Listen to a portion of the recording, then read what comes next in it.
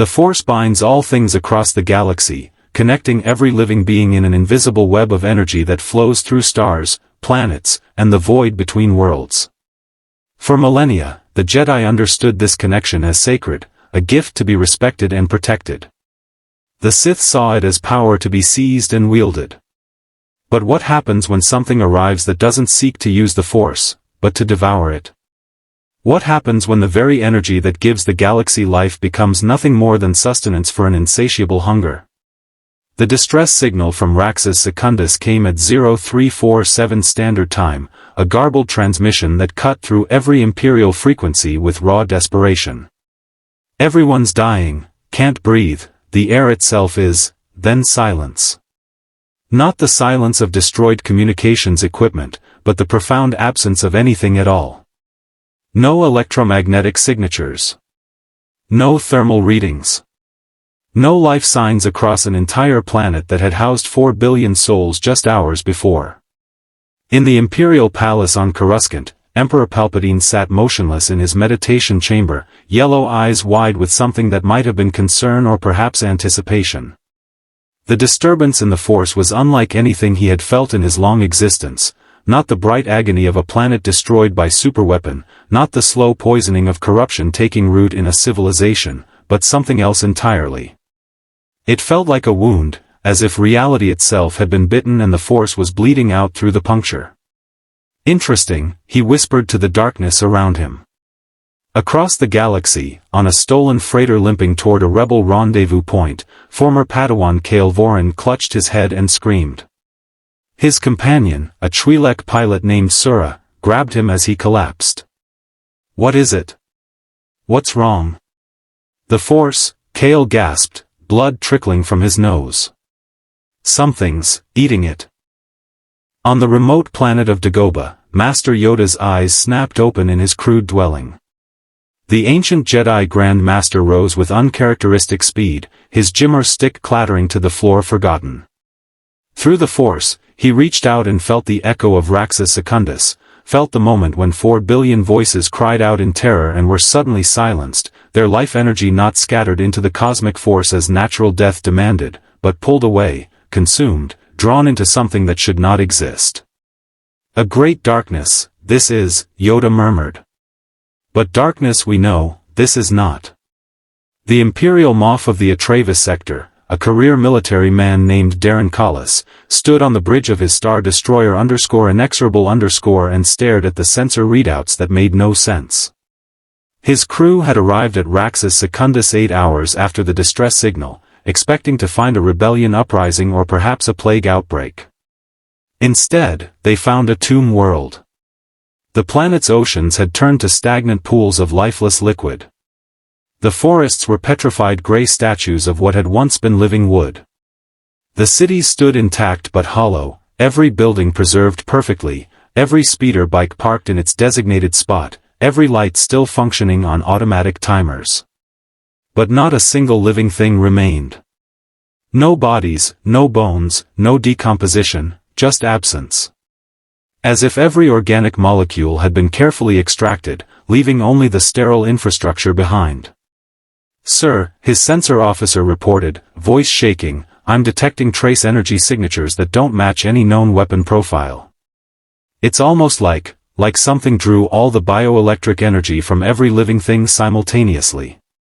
"The quantum level readings suggest," the officer stopped, clearly struggling with what he was seeing. "Sir, it's like someone drank the planet." Moff Collis felt cold sweat on his brow despite the climate-controlled bridge. "Get me a direct line to Imperial Center." Routed through the highest priority channels. "The Emperor needs to see this." But Emperor Palpatine already knew. In his meditation chamber, he smiled in the darkness, feeling through the Force as another disturbance rippled across the galaxy. Another planet, this time in the mid-rim. Another sudden silence of billions of voices. And behind it all, a presence unlike anything the galaxy had ever witnessed, raw, primal, and endlessly, eternally hungry. "Lord Vader," Palpatine spoke into his comlink, his voice carrying that peculiar mix of anticipation and command that had guided the galaxy into darkness. Assemble your fleet. We have a hunt before us.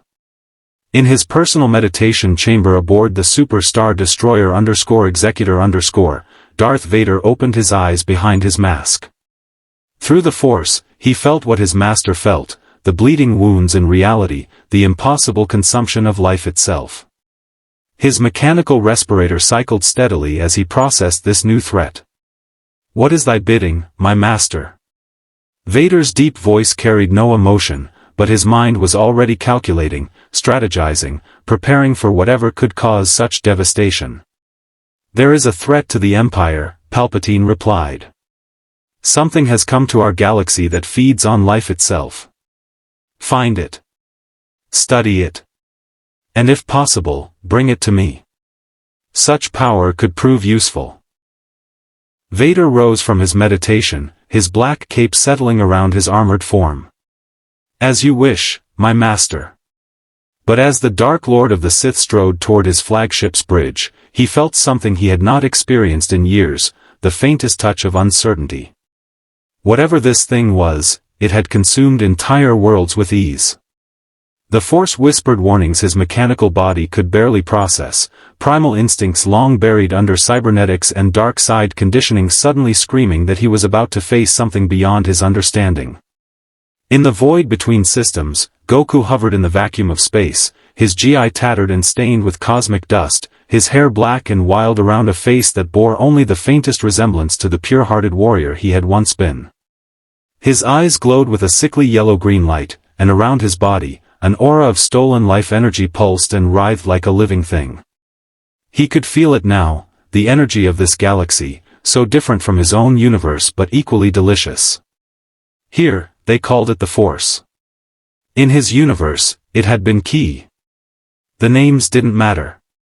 What mattered was the hunger, the endless, consuming need that had awakened within him when the dimensional rift had torn him from his reality and remade him into something new. Something terrible. Goku turned his head toward the nearest system, sensing the billions of life signatures clustering on populated worlds. His stomach growled, though he no longer needed food in any conventional sense. What he needed was far more fundamental. More, he whispered to the void, and vanished in a burst of motion that left only distorted spacetime in his wake. The galaxy would learn fear. The Empire, the Rebellion, the remnants of the Jedi, none of them understood what was coming. How could they? They had never faced anything like him. They had never encountered someone who could sense every living thing within light years, who could cross the void between stars with a thought, who grew stronger with every life consumed. And Goku was so very, very hungry. If you want to see more characters enter the Star Wars galaxy, hit that subscribe button and drop the name of a character you'd want to see in the comments below. May the Force be with you. The Imperial fleet emerged from hyperspace above Ord Mantell with the precise coordination that marked Darth Vader's command. 12 Star Destroyers arranged themselves in a battle formation that had conquered 100 worlds, their gray hulls cutting through the void like daggers. The planet below should have been a hub of commercial activity, a trading world with 7 major cities and a population of 600 million. Instead, sensors showed a graveyard. Report, Vader commanded from the bridge of the _Executor_, his respirator the only sound in the sudden silence that followed the sensor readings. Admiral Pyatt stepped forward, his datapad trembling slightly in his hands. My lord, the planet shows no life signs. None. But structural integrity of all cities remains at 98%. Power grids are functioning. Atmospheric composition is normal. It's as if the people simply ceased to exist, Vader finished, his mechanical voice carrying an edge that made every officer on the bridge stiffen. Through the Force, he could feel it now, the same wrongness that had marked the other dead worlds. Not the familiar signature of death, which carried its own place in the cosmic order, but an absence. A void where life had been torn away at the root.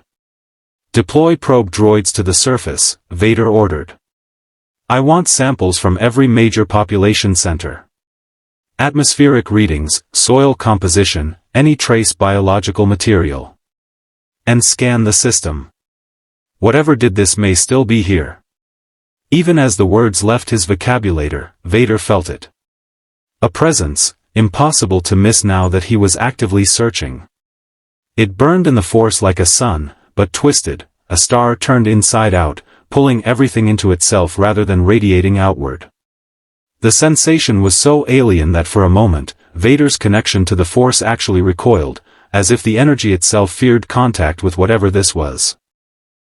"My lord," the sensor officer called out, "we're detecting a massive energy signature, bearing 273, distance 40,000 kilometers.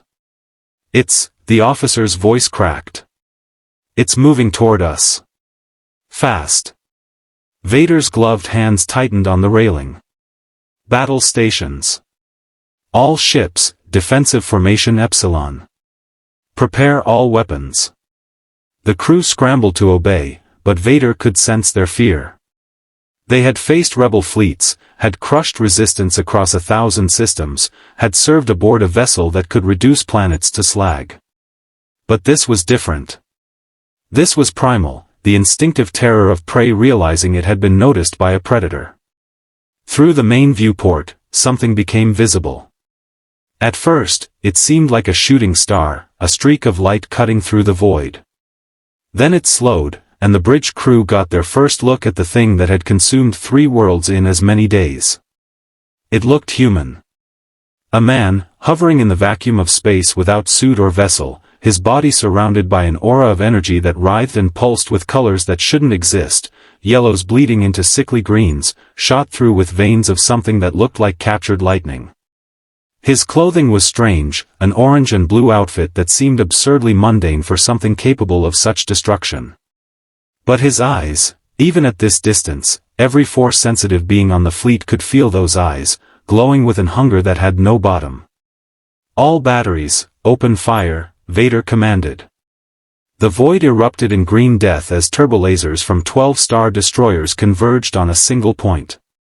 Enough firepower to vaporize a small moon lanced through space, a coordinated barrage that represented the pinnacle of Imperial military might. Goku didn't dodge.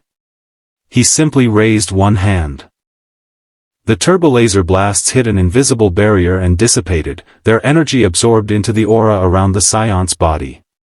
For a moment, that aura flared brighter, as if feeding on the attack.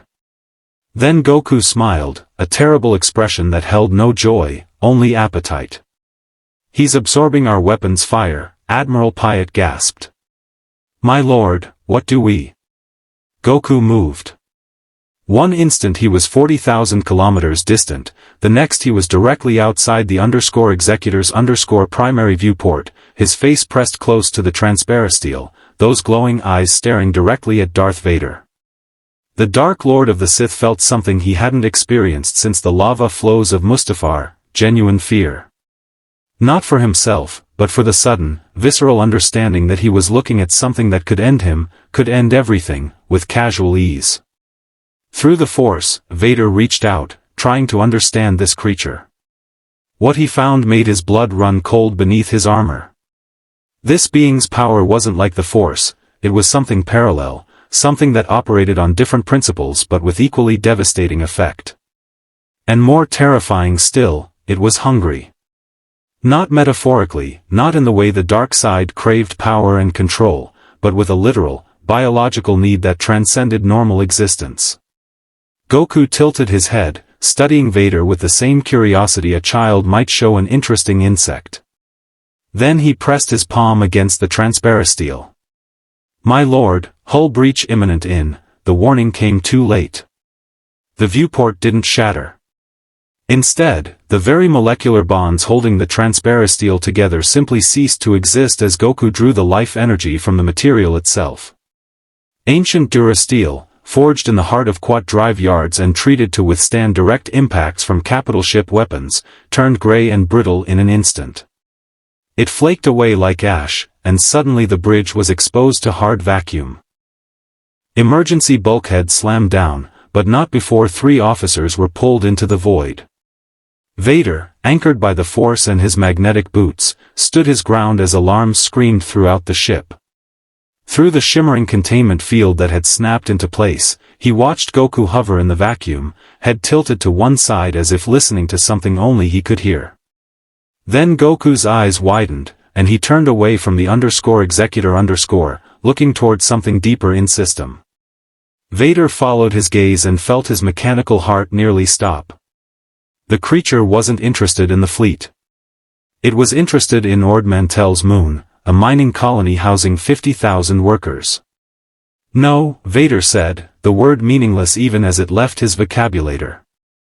Goku vanished in a burst of speed that left distorted space in his wake.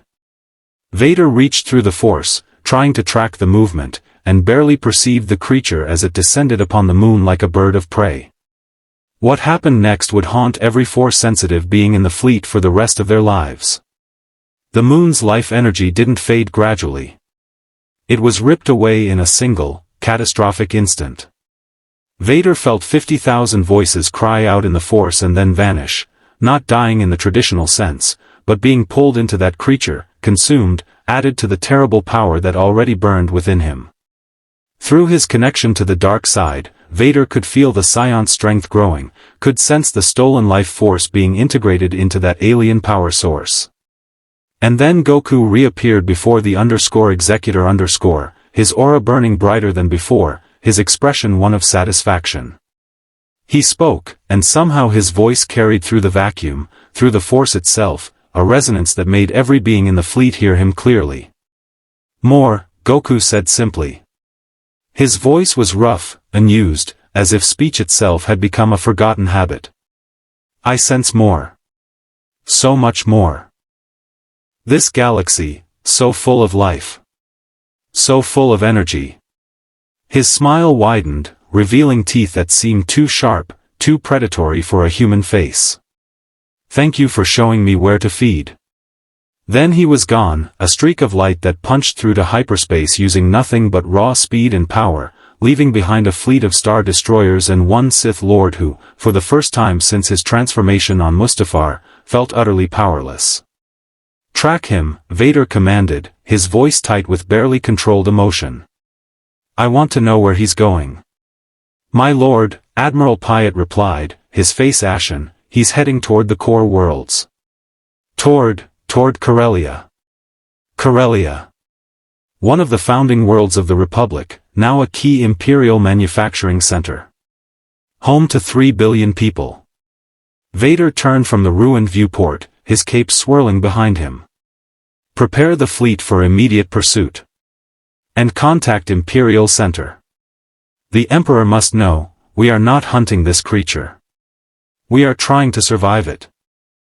Corellia's planetary defense network was one of the most sophisticated in the core worlds, a legacy of its shipbuilding heritage and strategic importance to the Empire. Orbital defense platforms ringed the planet like a crown of steel, each one bristling with turbolaser batteries capable of reducing an invasion fleet to debris.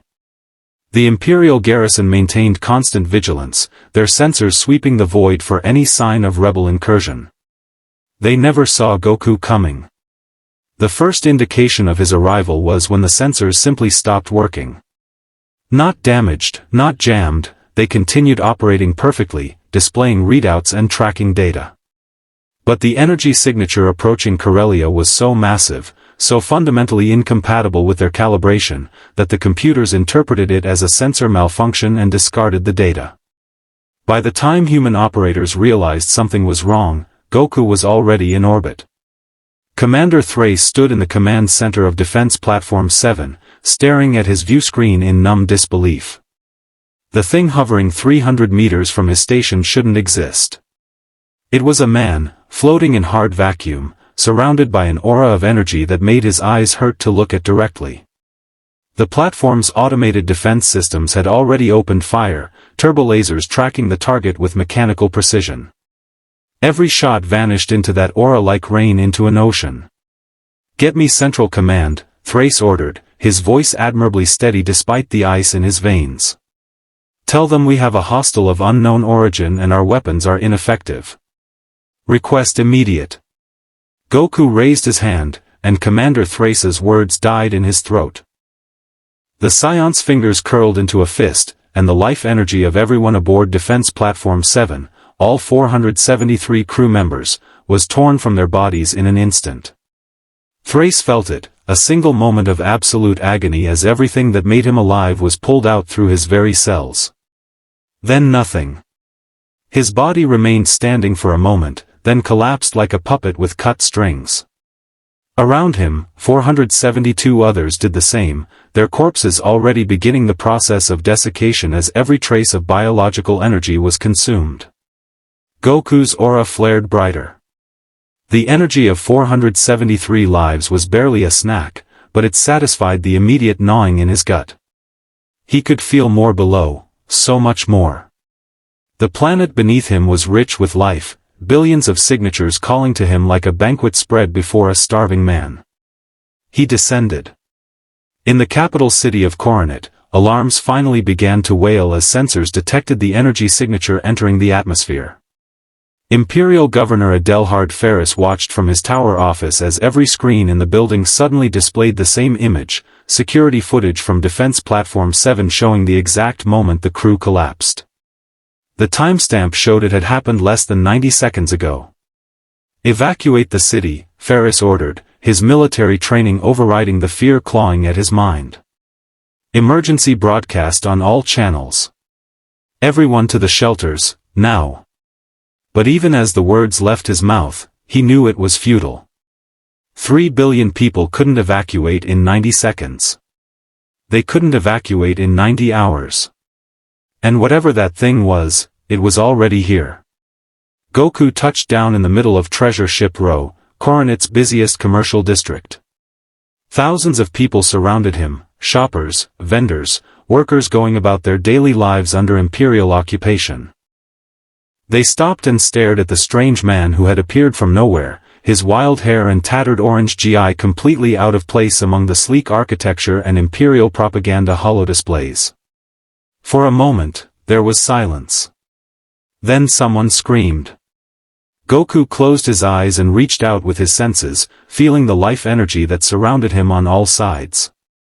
So different from the key of his home universe, yet similar enough that he could taste it, could feel how it flowed through every living thing. The people called it the Force. To him, it was just food. He opened his mouth and inhaled. The effect was immediate and catastrophic. Life energy began flowing toward Goku from every direction, pulled from the bodies of everyone within a kilometer radius. People collapsed in the streets, their screams cut short as the very essence of their existence was ripped away. Speeders crashed as their pilots died at the controls. Buildings began to gray and crumble as the organic compounds in their construction materials were drained of vitality. Even the trees lining the boulevards withered and died, their leaves turning to ash in seconds. And Goku just stood there, eyes closed, a beatific expression on his face as he fed. The consumption spread outward in a wave. 2 kilometers. 5. 10. The Saiyan's power grew with each life consumed, and as it grew, his hunger increased proportionally. What had started as a localized disaster was rapidly becoming a planetary extinction event. In orbit aboard his flagship, Darth Vader felt the disturbance in the Force and nearly staggered. The _executor had just emerged from hyperspace, arriving minutes too late to prevent Goku from reaching the planet. Through his connection to the dark side, Vader could sense what was happening below, billions of lives winking out like candles in a hurricane, their energy not dispersing into the cosmic force but being pulled away, consumed, feeding something that grew stronger with every passing second.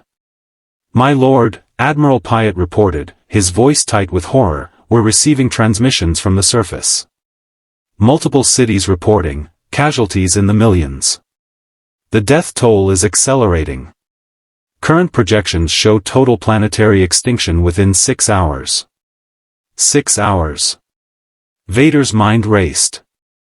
The Emperor had ordered him to study this creature, possibly capture it. But how did one capture something that could consume entire worlds? How did one fight an opponent who grew stronger with every kill? "Prepare orbital bombardment," Vader commanded. "Target the energy signature in Coruscant City. Maximum firepower. My lord, Piet hesitated, there are still 2 billion people on that planet. An orbital strike on Coruscant will kill millions of civilians. Vader turned to face his admiral, his mask reflecting the cold light of the bridge displays. If we do nothing, Admiral, there will be 3 billion dead within hours. I am attempting to save those I can. The moral calculus of genocide versus extinction. It was a calculation Vader had made before, in service to the Empire. But this time, it wasn't about control or intimidation. This was simple survival. Yes, my lord. Piet swallowed and turned to the weapons officer. All batteries, target coordinates transmitted. Prepare to fire on Lord Vader's command. But before Vader could give the order, he felt something new through the Force. Other presences, ancient and powerful, stirring from hiding.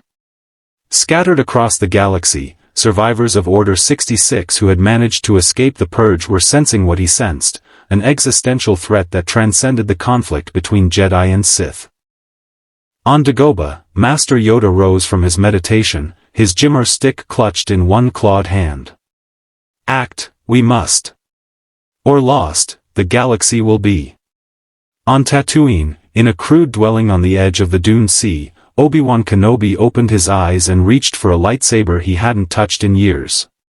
On Lothal, former Padawan Canon Jarrus grabbed his crew aboard the _Ghost_ and set course for Corellia without explanation, driven by a Force instinct he couldn't name but knew he had to obey. And in the depths of wild space, in a temple older than the Republic itself, something even more ancient began to wake. The Force itself, that vast energy field that bound the galaxy together, was responding to the wound being carved into it.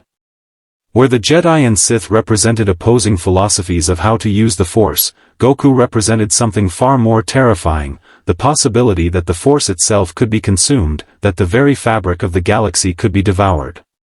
On Corellia's surface, in the spreading dead zone that had once been Coruscant City, Goku opened his eyes. His aura had changed, no longer just yellow-green but now shot through with darker colors, crimson and black, the stolen life force of millions churning within him. He could feel the Empire's ships above, could sense the weapons preparing to fire on his position. He smiled and crouched slightly, gathering power in his legs. Try it, he whispered to the sky. The _executors _turbolasers fired, a lance of emerald death that could melt through meters of durasteel. The beam struck Goku dead center and for a moment, the entire district was engulfed in a firestorm that reached temperatures exceeding those found in stellar cores.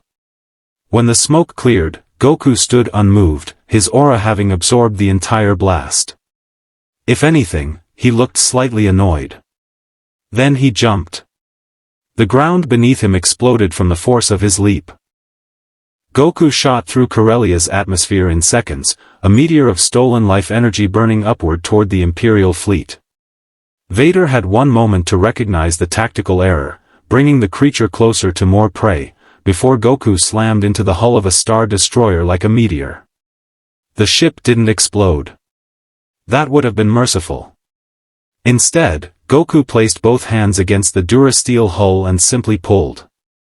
The life energy of 12,000 crew members was torn from their bodies in a wave that rippled through the vessel from bow to stern.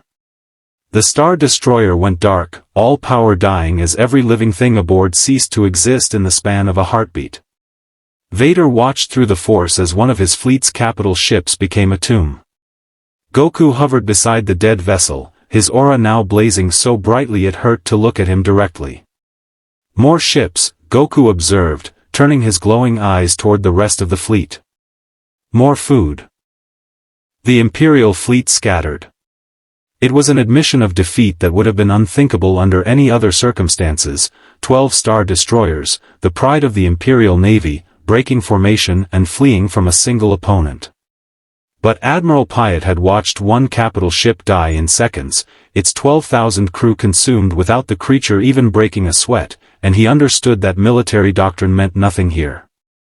All ships, evasive pattern Omega, Piet commanded, his voice steady despite the chaos erupting across every communications channel. jump to hyperspace on individual vectors. Regroup at. Belay that order, Vader interrupted, his mechanical voice cutting through the bridge chatter like a blade. The Dark Lord stood before the main viewport, his hands clasped behind his back, watching as Goku moved from ship to ship with terrifying efficiency. Each time the Saiyan touched a hull, another Star Destroyer went dark. Another 12,000 lives vanished into that insatiable hunger. "My lord," Piet protested, "if we don't retreat now, the entire fleet will be." "I am aware, Admiral." Vader's respirator cycled steadily, a counterpoint to the alarms wailing throughout the ship. Through the Force, he was doing something he had never attempted before, not attacking, not defending, but observing. Studying. The Emperor wanted to understand this creature's power, and Vader would fulfill that command even if it cost him everything. What he discovered chilled him to his core. The creature's energy wasn't random. It followed patterns, geometric flows that suggested a sophisticated martial discipline. More importantly, Vader could sense the consumption itself, the way life energy was pulled from victims and integrated into the Saiyan's power. It wasn't instantaneous absorption.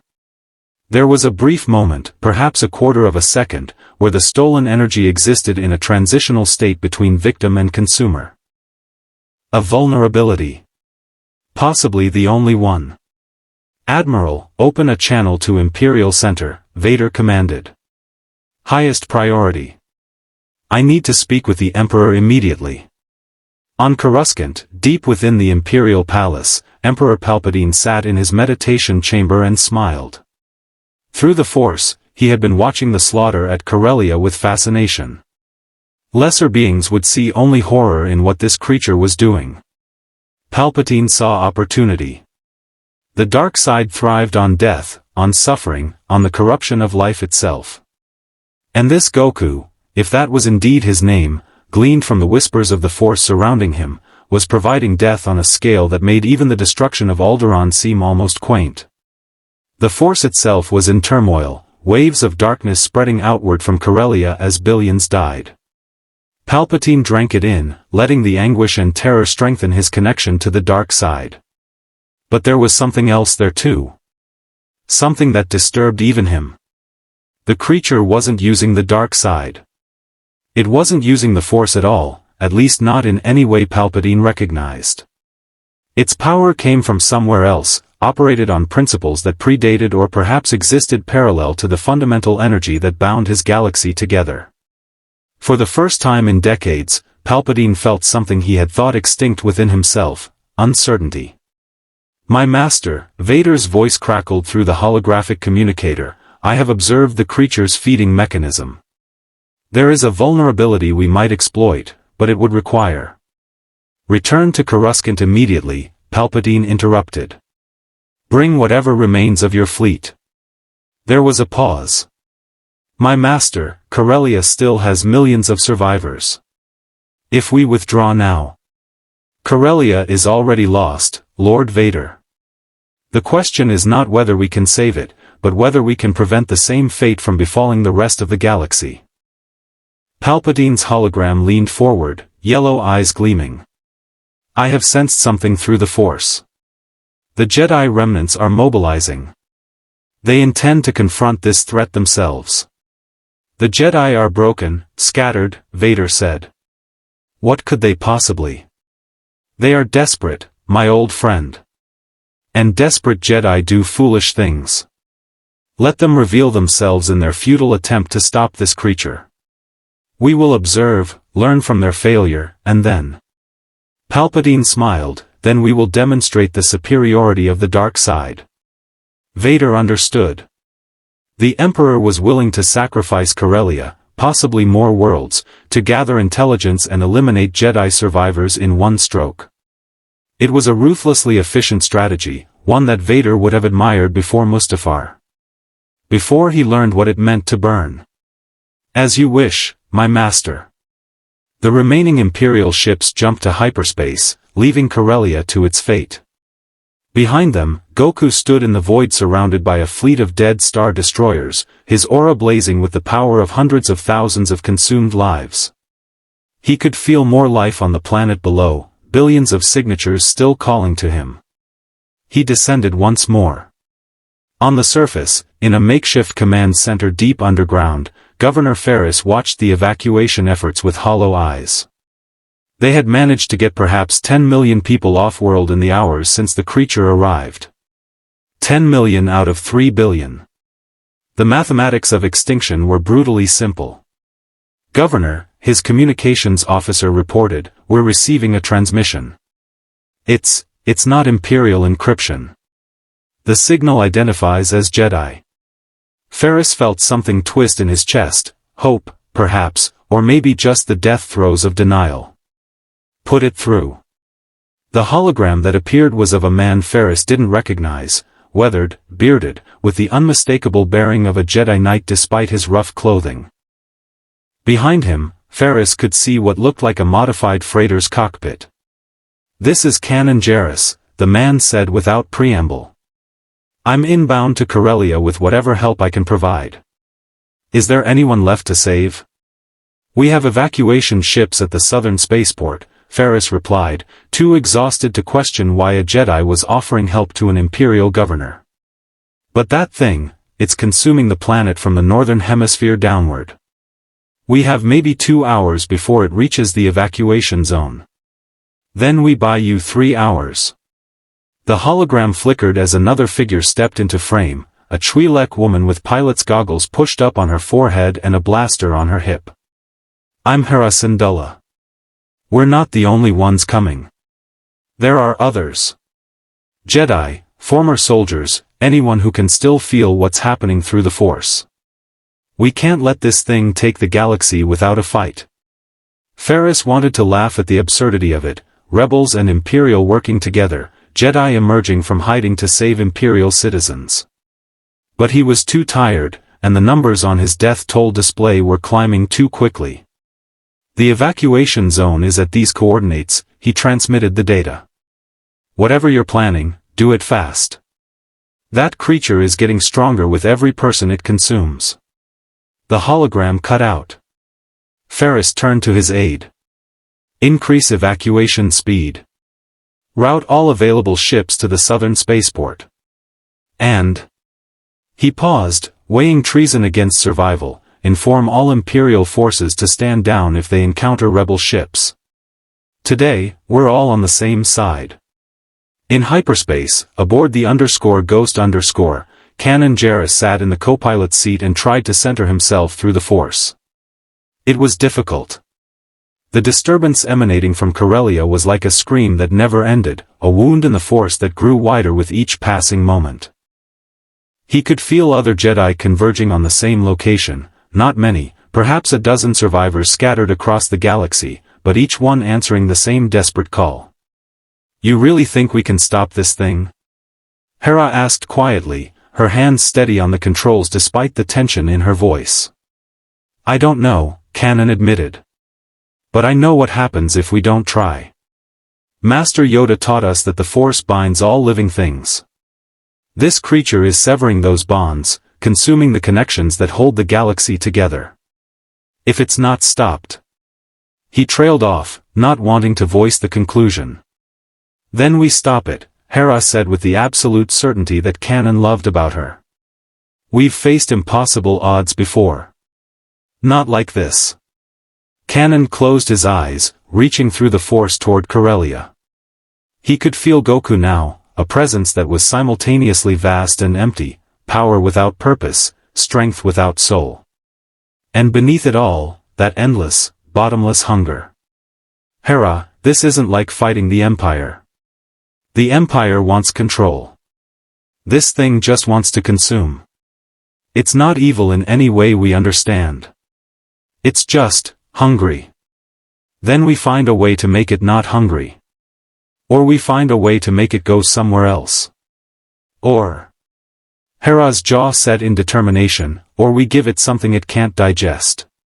Canon opened his eyes and looked at his partner with new appreciation. That might actually work. If we could overwhelm it somehow, feed it something that would. We'd need a massive amount of Force energy all at once, a new voice interrupted. Both Kanan and Hera jumped as a hologram flickered to life in the cockpit, an old man in Jedi robes, his face weathered but his eyes sharp with intelligence. "Forgive the intrusion. I am Master Jin Altus, last of the Altesian Jedi. I have been tracking your approach and I believe I understand your strategy."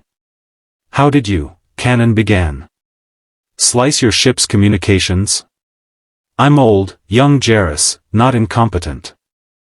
Altus smiled briefly before his expression turned grim. "You're thinking we can flood the creature with force energy, more than it can safely absorb. It's sound reasoning. The problem is generating enough power. One Jedi alone couldn't even scratch it. A dozen might get its attention. But 100? His eyes glinted. That might actually hurt it. "We don't have 100 Jedi, Kanan said flatly. "We're lucky to have 10 survivors willing to come out of hiding." "No," Altus agreed. "But we have something better. We have the Force itself." The ancient Jedi temple on Jedha had survived the Empire's occupation through sheer irrelevance. While Imperial forces mined the moon's Kyber crystals and suppressed the Guardians of the Wills, they largely ignored the crumbling ruins in the deep desert, remnants of an older, stranger era when the Jedi Order had been something very different from the monastic knights who served the Republic. Master Jin Altus stood in the temple's heart, his hands pressed against a carved stone altar that predated the Galactic Republic by millennia. Around him, 11 other Jedi formed a circle, survivors of Order 66, hermits and wanderers who had answered his call through the Force. Kanan Jarrus was among them, his lightsaber held loosely at his side, trying not to think about how insane this plan was. "This ritual was old when Yoda was young," Altus explained, his voice echoing in the chamber. "The ancient Jedi used it to call upon the Force itself in times of dire need. Not to use the Force, you understand, but to invite it to act through them. The distinction is critical. And you think the Force will just show up and fight this thing for us?" The question came from a Nautolan Jedi named Solis Kar, her head-tails twitching with skepticism. "I think the Force is already responding," Altus replied. "Can't you feel it? The galaxy itself is in pain. Every death this creature causes is a wound in the living Force. If we provide a channel, a focal point, the Force may act to preserve itself." Kanan closed his eyes and reached out, letting his awareness expand beyond the temple, beyond Jedha, stretching toward Corellia where even now the death toll climbed past 2 billion. Through the Force, he could feel Goku, still feeding, still growing stronger, the Scion's power now so immense that it registered like a black hole in the Force, pulling everything toward itself. But Altus was right. There was something else gathering, something vast and ancient stirring in response to the threat. The Force itself, that cosmic energy field that bound all life, was beginning to coalesce. It felt like the moment before a storm broke, when the air itself seemed to hold its breath. "What do we have to do?" Kanan asked. "Let go," Altus said simply. "Stop trying to control the Force. Stop trying to use it. Just open yourselves completely and let it flow through you. Become vessels, nothing more." It went against every instinct of Jedi training. Control, discipline, careful application of power, these were the foundations of the Jedi way. What Altus was asking them to do was surrender that control entirely, make themselves conduits for something they couldn't predict or direct. On Corellia, Governor Ferris watched the evacuation tally tick upward with agonizing slowness. 15 million evacuated. 20 million. Every number represented lives saved, but against a population of 3 billion, it was barely making a dent. The creature, Goku, some reports were calling it now, had consumed the entire northern hemisphere.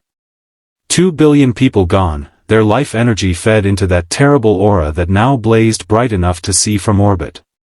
"Governor," his sensor officer called out, "I'm detecting multiple ships dropping out of hyperspace.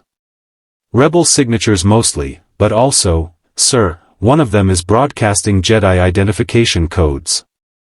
"Let them through," Ferris ordered. At this point, I'd accept help from Hutts if they were offering. The ships descended toward the southern spaceport, a ragtag fleet of modified freighters, Old Republic transports, even a few Imperial defectors who had decided survival trumped loyalty. They landed and immediately began taking on refugees, packing people into cargo holds and passenger compartments with no regard for capacity limits or safety regulations. Every ship that made it off-world was a victory against extinction.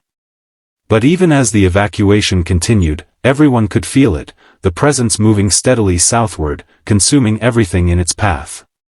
Cities went silent one by one, their billions of inhabitants transformed into fuel for an appetite that only grew more ravenous with each feeding.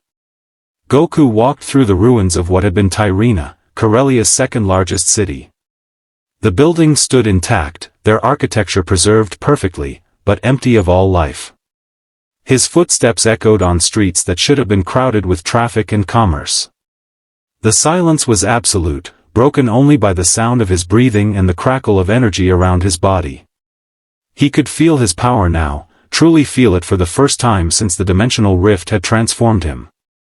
In his home universe, he had fought gods and demons, had pushed his Saiyan physiology to limits that shattered reality itself. But that power had required training, discipline, the constant push to surpass his previous limits through combat and effort. This was different. This power came from consumption, from taking the life force of others and making it his own. Each person he consumed added to his strength logarithmically, the more he fed, the faster he grew. It was intoxicating. Terrifying. And so very easy.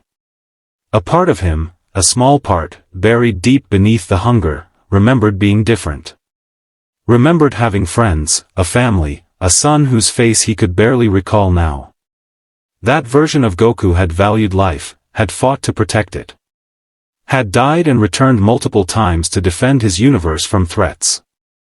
But the dimensional rift had changed him at a fundamental level.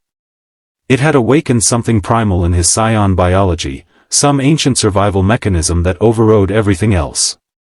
The need to consume, to grow stronger, to never stop feeding, it was encoded in his very cells now, as natural and necessary as breathing.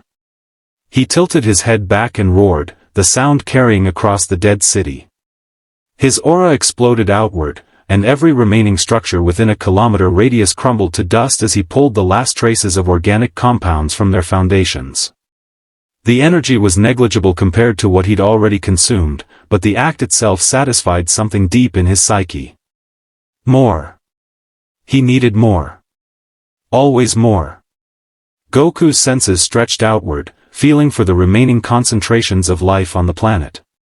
He found them, millions clustered around the southern spaceport, desperately trying to flee. Easy prey. He crouched, preparing to leap the distance in a single bound. And then he felt it. Something was happening on Jedha, a moon he could sense half a galaxy away. Power was gathering there, not the scattered individual life forces he'd been feeding on, but something unified. Something that felt like the energy of this galaxy itself, that force they all spoke of, condensing into a single point. Goku straightened, his hunger momentarily forgotten in the face of curiosity. This was new. This was interesting. Every being he'd consumed so far had possessed trace amounts of this force energy, but it had been diffuse, individual, easy to absorb. What he was sensing now was different, concentrated, purposeful, and growing rapidly in intensity. He smiled. If there was one thing the old Goku had loved, it was a good fight. And this new Goku, despite the hunger that dominated his existence, still retained enough of his Saiyan nature to feel excitement at the prospect of a real challenge. The survivors on Corellia could wait. This was more interesting. Goku vanished, his instant transmission technique carrying him across light years in the span of a heartbeat.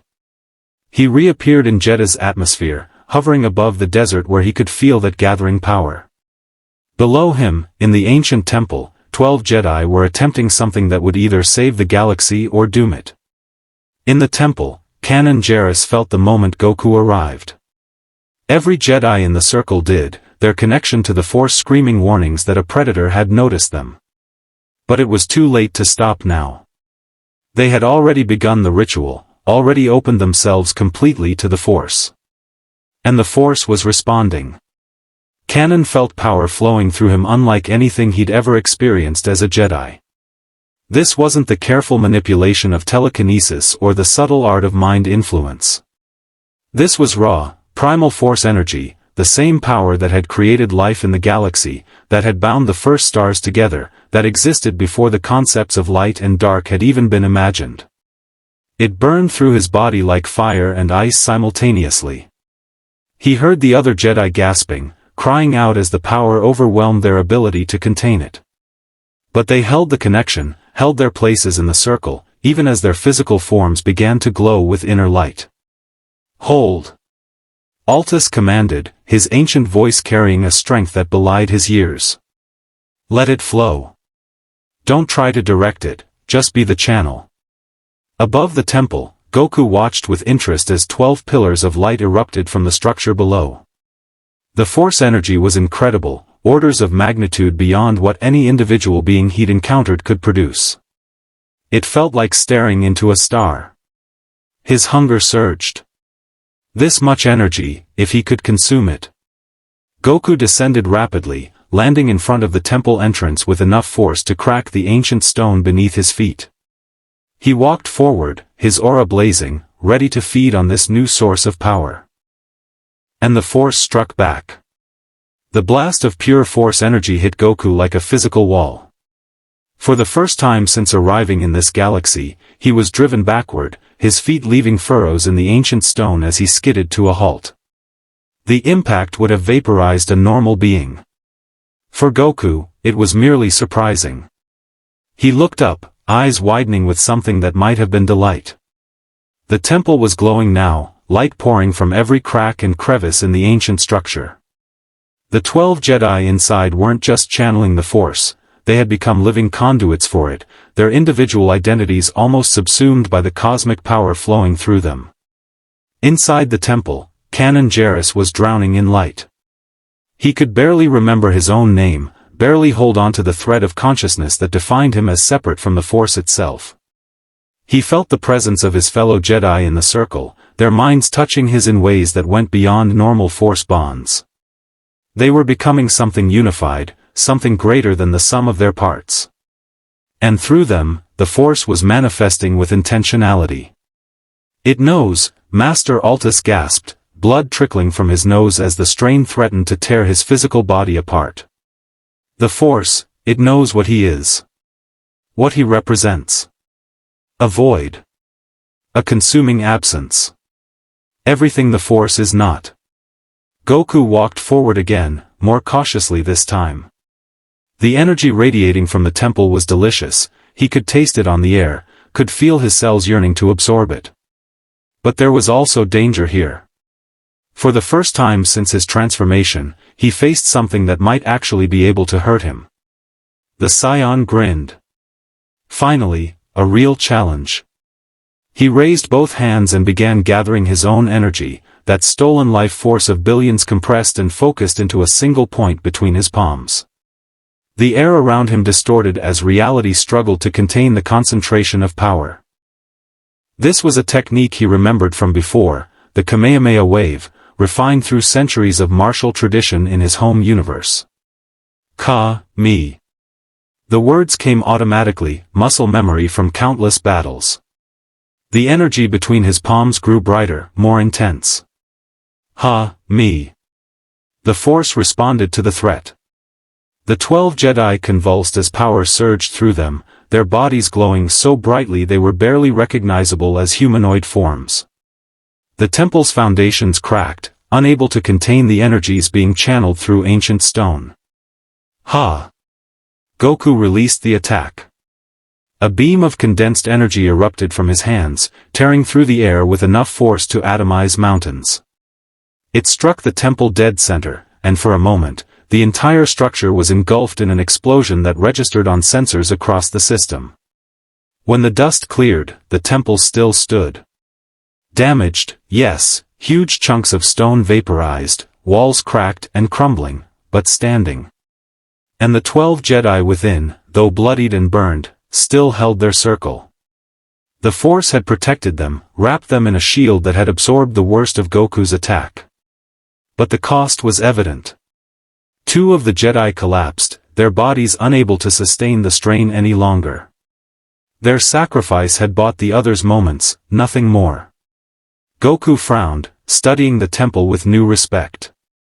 He had put genuine power into that attack, enough to destroy a small planet in his home universe. The fact that it had been stopped at all was remarkable. He decided to stop playing around.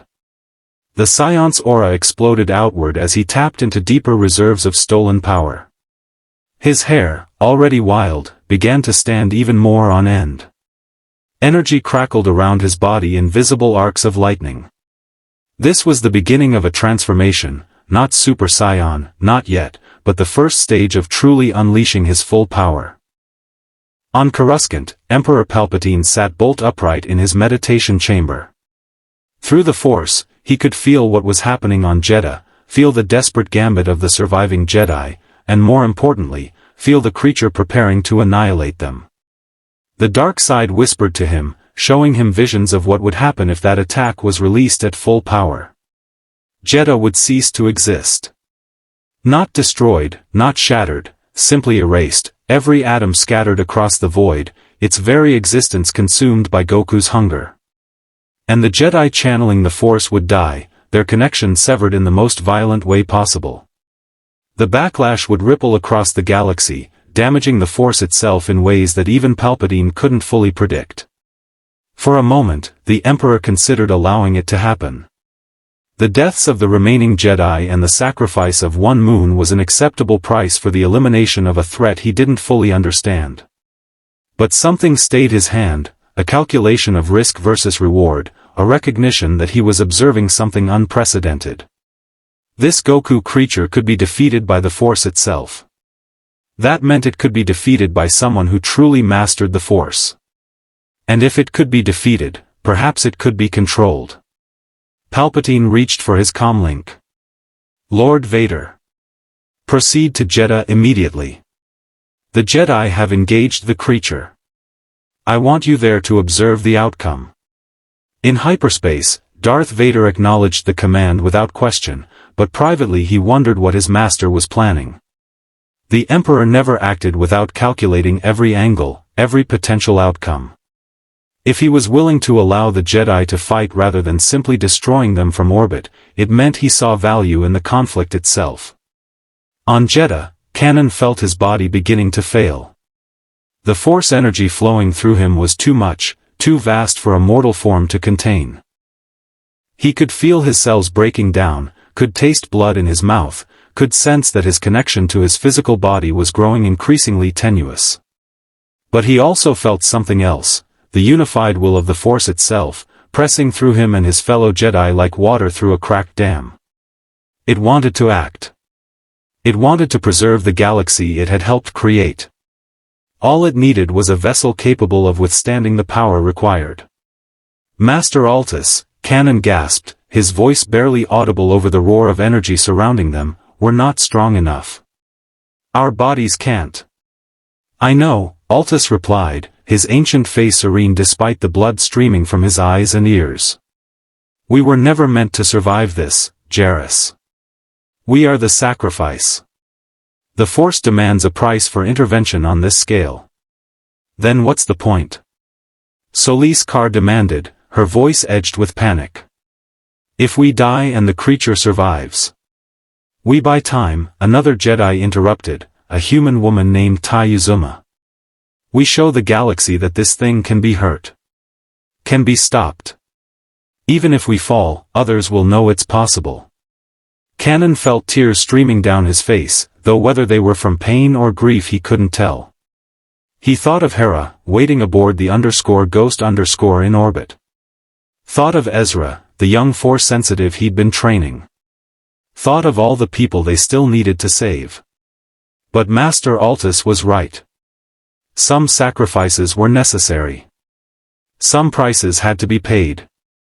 Then let's make it count, Kanan said, his voice steady despite everything. If we're going to die, let's hurt this thing badly enough that someone else can finish what we started.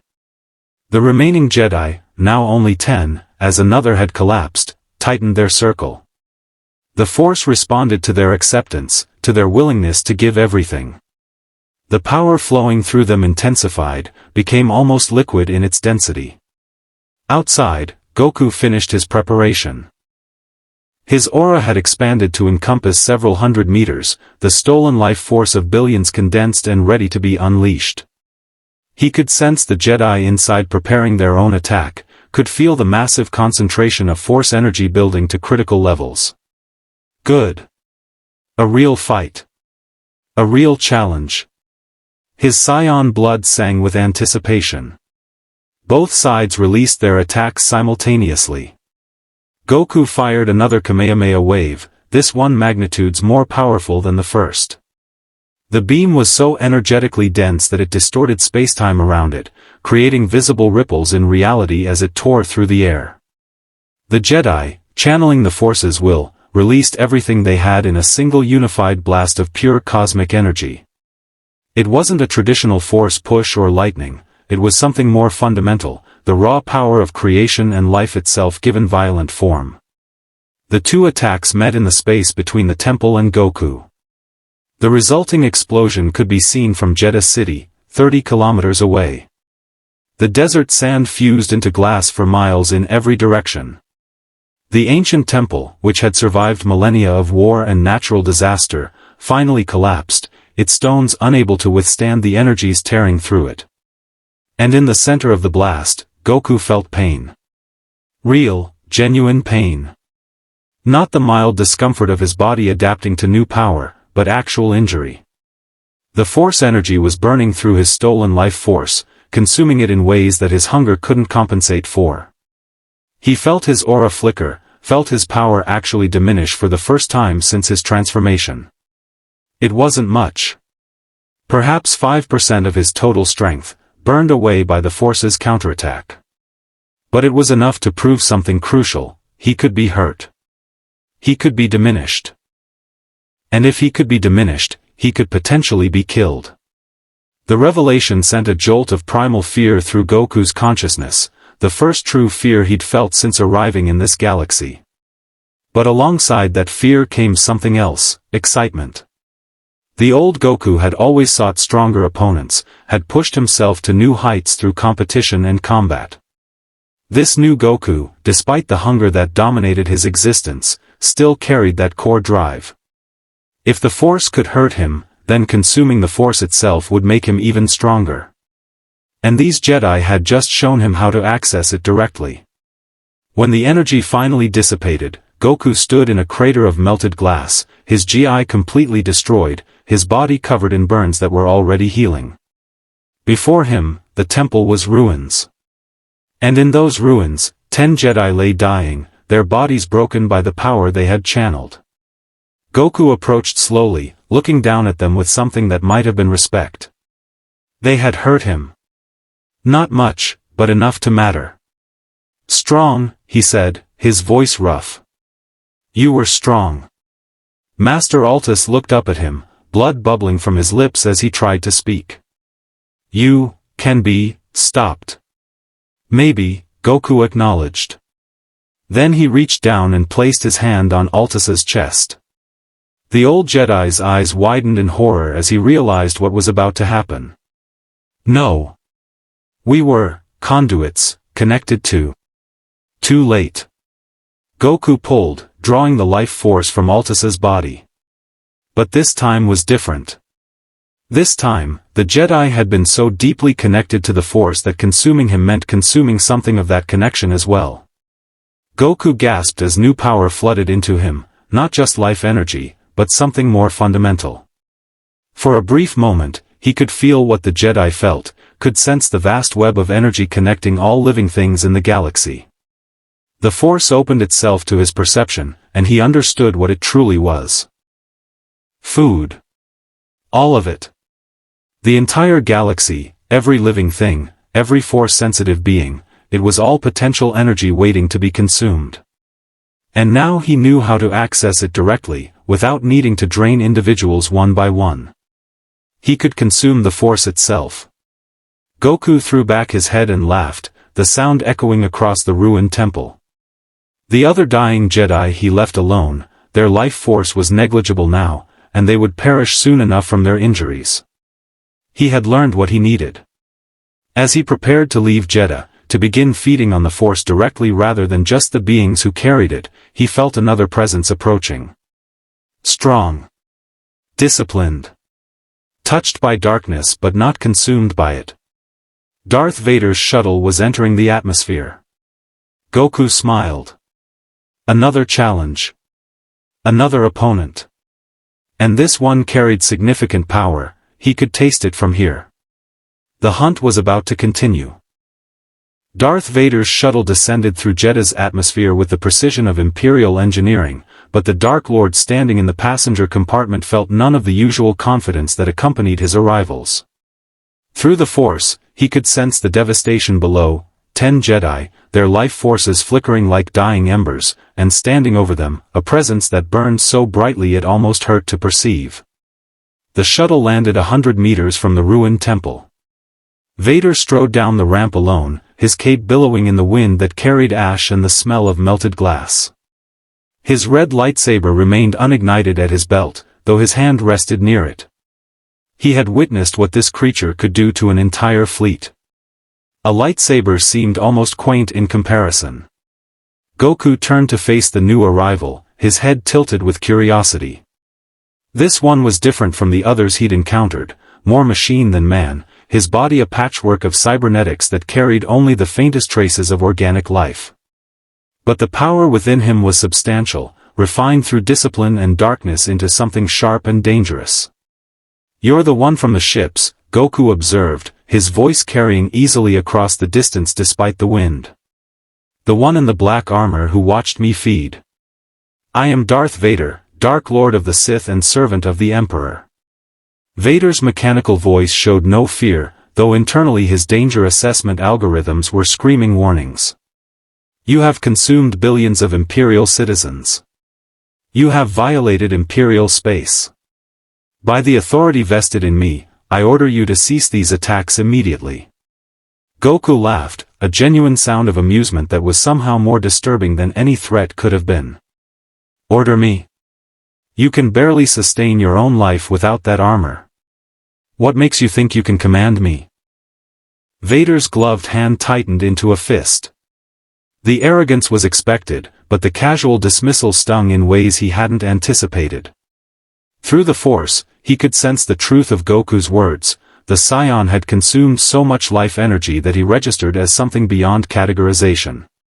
Not a Force user, not even a living being in the traditional sense, but something that existed in the space between definitions. "I have observed your feeding patterns," Vader said, changing tactics. "You grow stronger with each life consumed. But there is a limit to biological capacity. Eventually, you will reach a threshold where additional power becomes unstable. Dangerous even to yourself. Maybe in your galaxy," Goku replied, taking a step forward. His aura flared briefly, casting strange shadows across the ruins. "But I'm not from here. Where I come from, there are no limits. Only the next level of strength waiting to be reached." "Then you are a fool." Vader's statement was matter-of-fact, almost clinical. Unlimited power is a fantasy. Even the most powerful beings in this galaxy understood that fundamental truth. The ancient Sith, the Jedi of old, they all learned that power without control leads only to destruction. "And what's wrong with destruction?" Goku asked, his expression genuinely curious. "This galaxy is full of conflict anyway. Empire fighting rebels, Jedi fighting Sith, species fighting each other over territory and resources. I've seen it in every mind I've consumed. You're all already destroying yourselves. I'm just accelerating the process." Vader found himself without an immediate response. The creature's logic was brutally simple and, in its own terrible way, accurate. The galaxy was caught in an endless cycle of war and destruction. The Empire maintained order through fear and violence. The rebels fought for freedom through sabotage and insurgency. The ancient conflict between Jedi and Sith had shaped millennia of history. The difference, Vader finally said, is that our conflicts have purpose. Meaning. We fight for ideology, for survival, for the future we wish to create. You simply consume.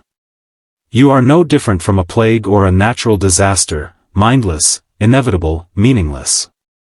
For the first time, something flickered in Goku's eyes, a flash of anger, or perhaps recognition. Mindless? I remember. I used to be different. Used to have purpose. Had a family. A son. His voice grew distant, as if recalling something from across an impossible gulf. But that was before. Before the hunger. Before everything changed. Vader sensed an opening, a crack in the creature's facade. Then you understand loss. You understand what it means to be transformed against your will, to become something you never intended to be. You're trying to connect with me, Goku said, his focus sharpening. Trying to find common ground. Smart.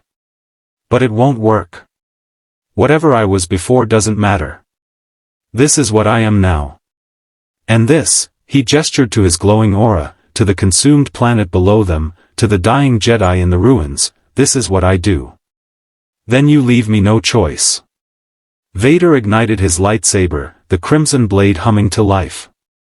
He reached deep into the Force, drawing on the dark side with an intensity he rarely permitted himself.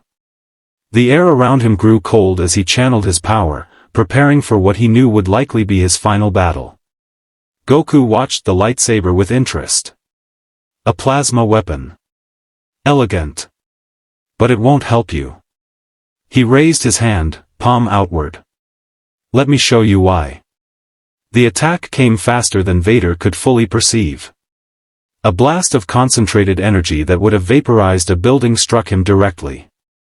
His force barrier absorbed some of the impact, but the sheer power behind it drove him backward, his boots leaving trenches in the ground as he struggled to maintain his footing.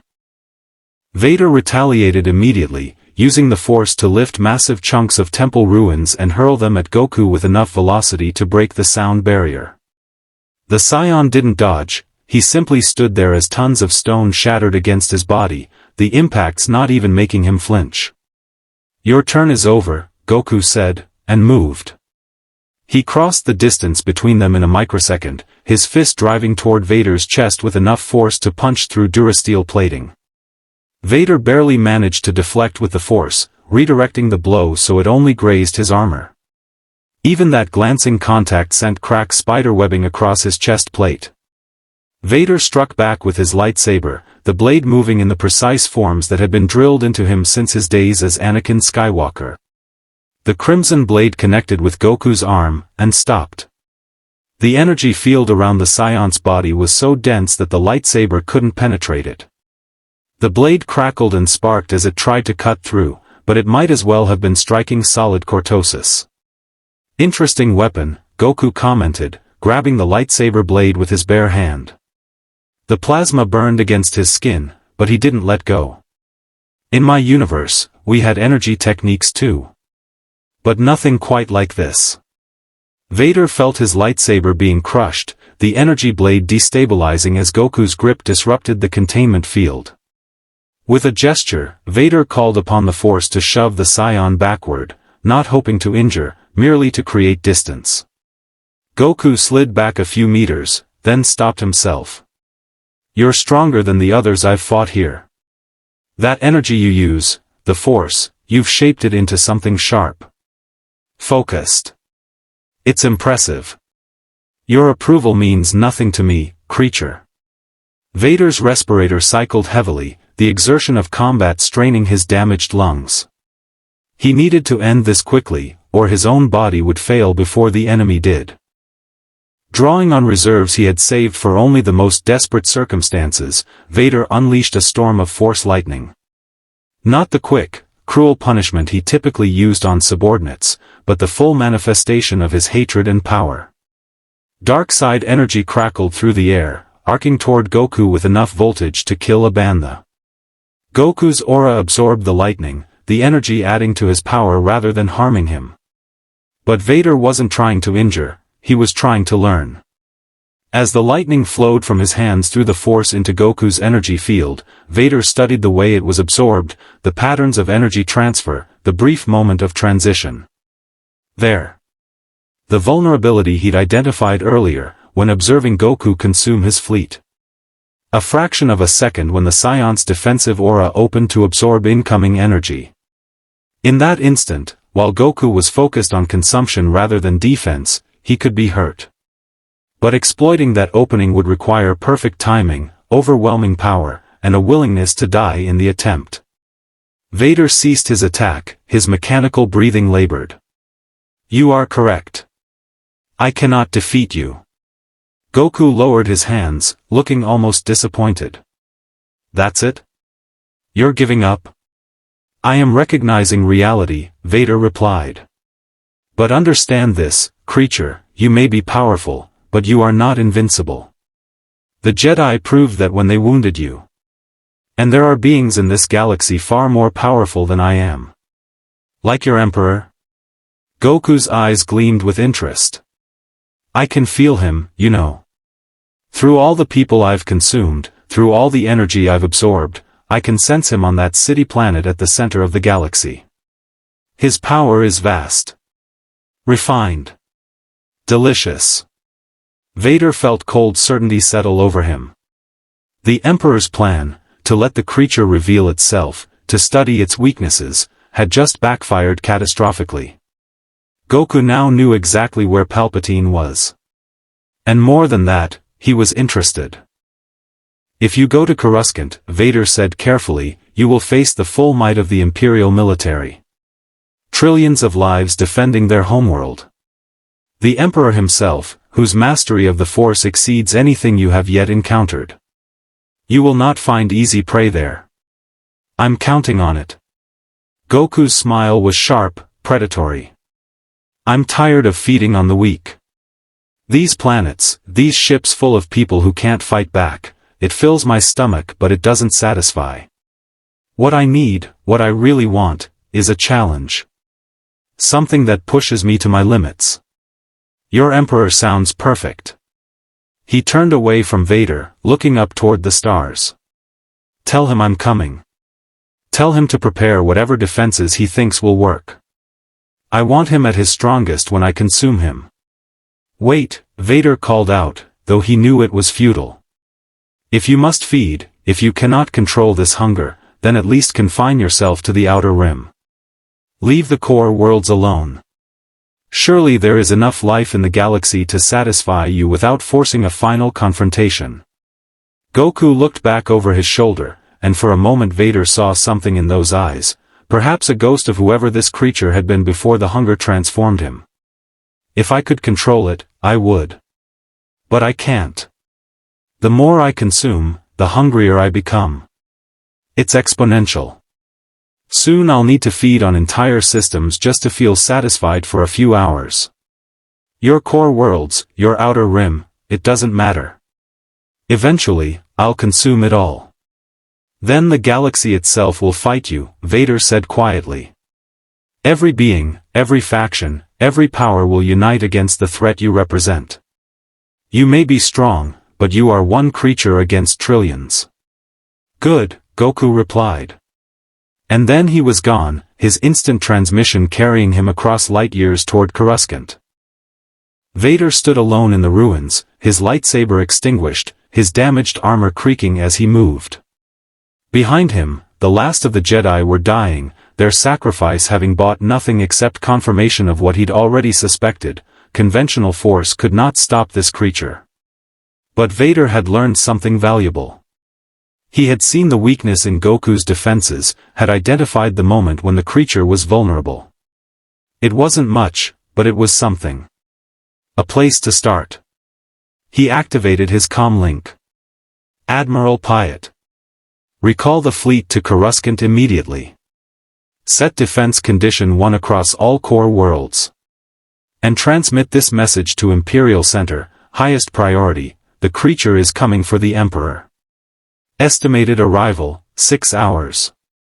As his shuttle lifted off from the devastated moon, Vader looked down at the dying Jedi in the temple ruins. They had tried to save the galaxy through sacrifice and connection to the Force. They had failed, but their failure had proven something important. The Force itself opposed this creature.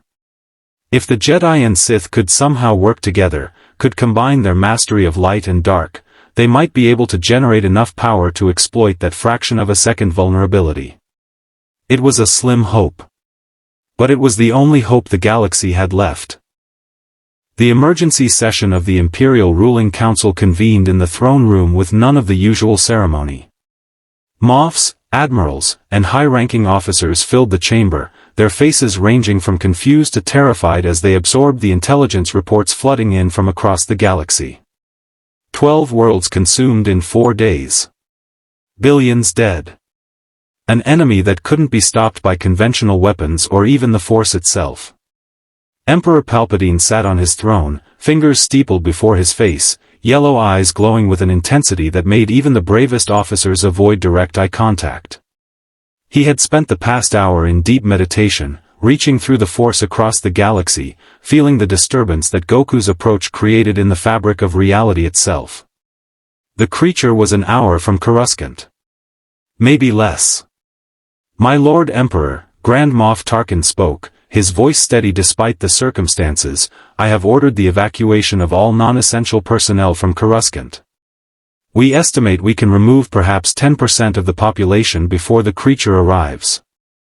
I recommend you relocate to a secure facility in the deep core until this threat is neutralized." "No." Palpatine's voice was soft, but it carried absolute authority. "The Emperor does not flee from threats. The Emperor eliminates them. My lord, with respect, every engagement with this entity has resulted in catastrophic losses," Tarkin pressed. "Fleeing is a retreat to fight another day. Remaining here risks the entire Imperial government." "You misunderstand, Tarkin." Palpatine rose from his throne, his dark robes settling around him like shadows given form. "This creature believes I am prey. It comes to feed on my power, to consume what I have spent decades cultivating. It has made an error in judgment. And that error will be its last." The doors to the throne room opened, and Darth Vader strode in, his cape trailing behind him, his armor still bearing the scars from his encounter on Jedha. He knelt before the Emperor without preamble. "Rise, Lord Vader," Palpatine commanded. "Tell the Council what you learned." Vader stood, turning to address the assembled officers. "The creature possesses a defensive aura that absorbs energy attacks and physical force. Conventional weapons only make it stronger. However, during the absorption process, there is a vulnerability, a fraction of a second when its defenses open to integrate incoming power. In that moment, it can be injured." "A fraction of a second?" Admiral Thrawn, the brilliant Chiss strategist, stepped forward. "That requires either perfect timing or overwhelming simultaneous force to guarantee a hit during that window. Do we have weapon systems capable of such precision?" "We do not," Vader admitted. "But the Force can provide that precision. A sufficiently powerful Force attack, timed correctly, could exploit the weakness." "Then we need Force users," Tarkin observed. "But the Jedi are nearly extinct, and the Inquisitorius lost 3 members when this creature fed on an occupied world. Where do we find such power?" Palpatine smiled, the expression terrible on his ancient face. "The dark side of the Force is stronger than any Jedi teaching. And I have been gathering power for longer than some species in this galaxy have possessed spaceflight. I will face this creature personally. And I will show the galaxy why the Sith rule. My master," Vader spoke carefully, "the creature has consumed the life force of over 10 billion beings. Its power level is beyond accurate measurement. Even your abilities may not. Do you doubt me, Lord Vader?" The temperature in the throne room seemed to drop several degrees. "Never, my master." Vader bowed his head. I merely wish to ensure every advantage is considered. Palpatine's expression softened slightly. Your concern is noted. But you forget, I have fought creatures of immense power before. I have toppled governments, destroyed the Jedi Order, and reshaped the galaxy itself. This, Saiyan, is simply another obstacle to be removed. Through the throne room's massive viewports, the first alarms began to sound. Coruscant's planetary defense network had detected an energy signature entering the system. Moving fast. Moving with purpose. Goku had arrived. The Saiyan materialized in orbit above Coruscant, his instant transmission dropping him directly into real space with none of the usual hyperspace transition. Below him, the city-planet sprawled across an entire world, a trillion souls packed into kilometers of vertical construction, the entire surface transformed into an endless urban landscape. He could feel them all. Every living being on the planet registered in his senses like points of light, their collective life energy forming a beacon that had drawn him across the galaxy. And at the center of it all, in the massive palace that dominated the governmental district, he felt the Emperor. That refined, concentrated power that promised a real fight. But first, the appetizer. Goku descended into the atmosphere, choosing a densely populated district at random. He landed in the middle of a massive plaza where thousands of beings went about their business, humans, Twi'leks, Rhodians, dozens of species mixing in the cosmopolitan heart of the Empire. They stopped and stared at him, this wild-haired man in tattered clothing who had appeared from nowhere. Then he began to feed. The wave of consumption spread outward from his position like a tsunami of death. Beings collapsed by the thousands, their life force ripped from their bodies and pulled into Goku's ever-growing aura. Buildings began to crumble as the organic compounds in their structure were drained. Speeders fell from the sky as their pilots died mid-flight. The air itself seemed to grow thin as Goku consumed even the microorganisms that filled Coruscant's recycled atmosphere. In the Imperial Palace, Palpatine felt the deaths begin and smiled. He feeds indiscriminately. He cannot help himself. That lack of control will be his undoing.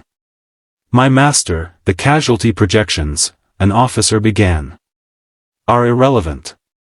Palpatine waved a hand dismissively. Citizens can be replaced. Power cannot. Lord Vader, with me. The rest of you, maintain the planetary shields. No one leaves or enters Coruscant until this is finished. Palpatine and Vader descended from the throne room, moving through the palace corridors with purpose. Around them, alarms wailed and emergency protocols activated automatically. The Emperor paid them no attention. His mind was focused entirely on the coming confrontation, on the opportunity this creature represented. If he could study its power in combat, understand how it consumed force energy, perhaps he could replicate the technique. Imagine, the ability to drain entire planets, to consume the life force of all opposition, to become truly immortal through the constant absorption of others' vitality. It was the ultimate expression of the dark side, the perfect synthesis of power and domination. All he had to do was survive long enough to learn the secret. They emerged onto a massive landing platform that overlooked the governmental district. In the distance, perhaps 5 kilometers away, they could see the expanding zone of devastation as Goku consumed his way toward the palace. Millions were dying every minute, their life energy feeding the creature's inexhaustible hunger. He will be significantly stronger by the time he reaches us, Vader observed. I am counting on it, Palpatine replied. A weak opponent teaches nothing. Come, let us meet our guest halfway. Using the Force to enhance their movements, the two Sith leaped from the platform and began traversing the cityscape, moving toward Goku's position with superhuman speed. Behind them, the Imperial Palace began implementing emergency protocols, transforming from a seat of government into a fortress. Goku sensed them coming and paused in his feeding.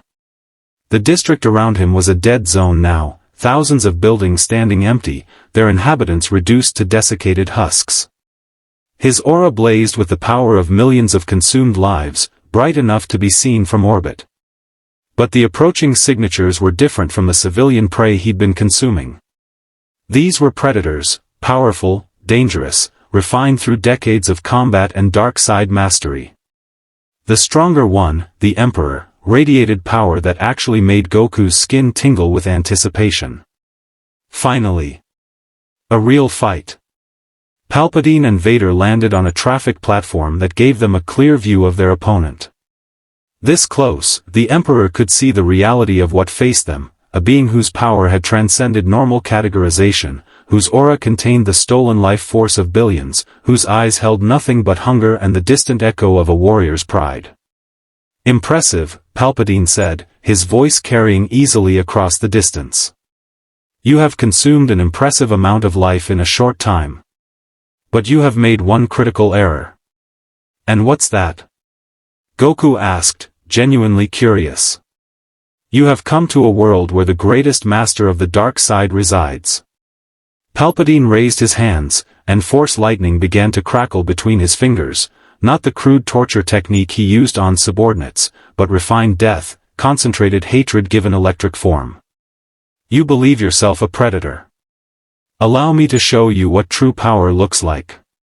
The Emperor unleashed a torrent of force lightning that turned the sky purple. Bolts of dark side energy arced toward Goku with enough power to reduce a Star Destroyer to slag.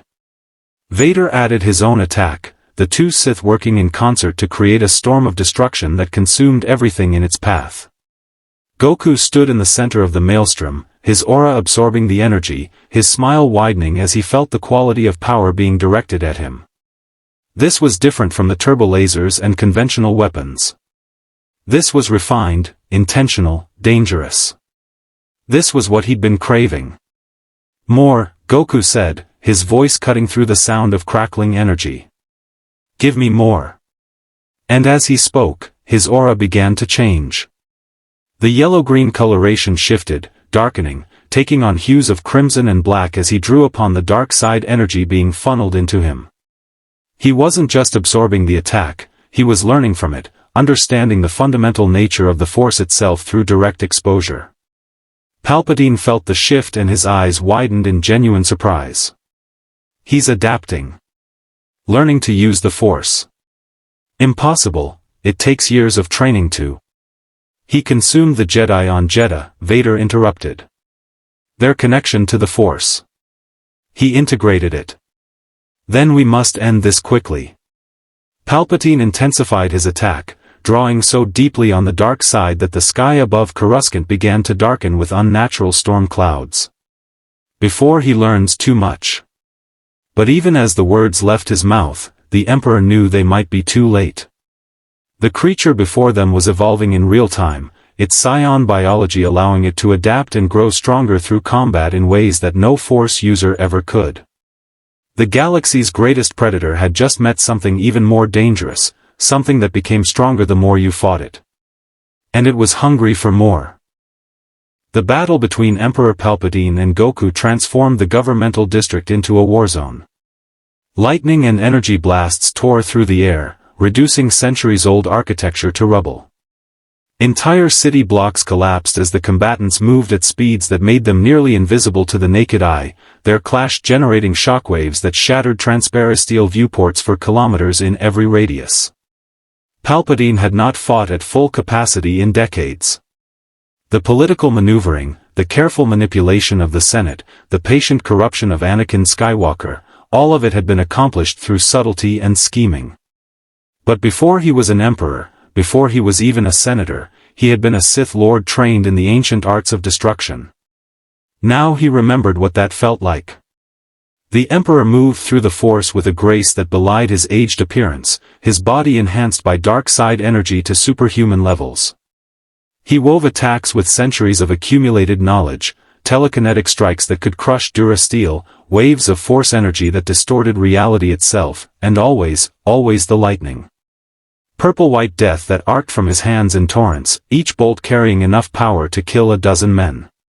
Goku absorbed it all. Every attack, every technique, every ounce of dark side energy Palpatine threw at him was pulled into that ever-growing aura. But the Emperor was learning too. He watched the pattern of absorption, studied the timing, waited for the microsecond vulnerability Vader had identified. There. As Goku opened his defenses to integrate a particularly powerful force push, Palpatine struck with a concentrated spear of pure dark side energy, not broad and flashy, but narrow and precise, designed to penetrate rather than overwhelm. The attack connected. Goku staggered backward, a smoking wound appearing on his shoulder where the energy had burned through his aura and into his flesh. For a moment, the Saiyan's expression showed something other than hunger, surprise, perhaps, or pain. Then he smiled. "You actually hurt me," Goku said, touching the wound with his other hand. The burned flesh was already regenerating, the stolen life force of billions accelerating his healing factor to absurd speeds. "Good. I was starting to think this would be boring." "Lord Vader," Palpatine commanded without taking his eyes off Goku, "execute Pattern 7. Now." Vader had been waiting for this moment. While Palpatine drew Goku's attention with overwhelming attacks, the Dark Lord had been positioning himself, using Force stealth to mask his presence. Now he struck from behind, his lightsaber aimed not at Goku's body but at the space where his aura was thinnest, timing the strike for the exact moment when the Saiyan would be absorbing Palpatine's next attack. The crimson blade pierced through Goku's back, emerging from his chest in a spray of blood that should have been instantly fatal. Goku looked down at the lightsaber protruding from his torso, then back over his shoulder at Vader. "Clever," he admitted, blood trickling from his mouth. "Using the old man as a distraction. That's actual tactics." Then he grabbed the lightsaber blade with his bare hand and pulled, dragging Vader forward and off balance. Before the Sith Lord could react, Goku's other hand shot out and grasped Vader's helmet. "Let's see what you taste like," Goku said. The consumption was instantaneous and brutal. Vader felt his life force being ripped away through his cybernetics, through his armor, through the very force connection that sustained his damaged body. The pain was beyond anything he had experienced, worse even than burning on Mustafar, because this wasn't just physical destruction, it was the annihilation of his very essence. "No." Palpatine unleashed everything he had, a wave of dark side energy so powerful it cracked the platform beneath them. The force of it tore Goku away from Vader, sending the Saiyan flying backward through 3 buildings before he caught himself. Vader collapsed, his armor smoking, his respirator stuttering. Through the force, Palpatine could sense his apprentice's life force flickering like a candle in a hurricane. Not dead, but close. Too close. "Fascinating," Goku said, emerging from the rubble of the buildings he'd crashed through. The lightsaber wound in his chest had already healed, leaving only a faint scar. "That one has so little organic life left, but what he does have is so concentrated, so refined by that force energy. It's like aged wine compared to water." Palpatine felt rage kindle in his chest, not the cold, calculated anger he typically employed, but genuine fury at seeing his most useful servant nearly destroyed. "You dare." "I dare everything," Goku interrupted, his aura suddenly exploding outward to twice its previous size. "Because I can. Because there's nothing in this galaxy that can stop me. Not your empire, not your force, not even you." And then Goku did something he hadn't done since arriving in this galaxy. He transformed.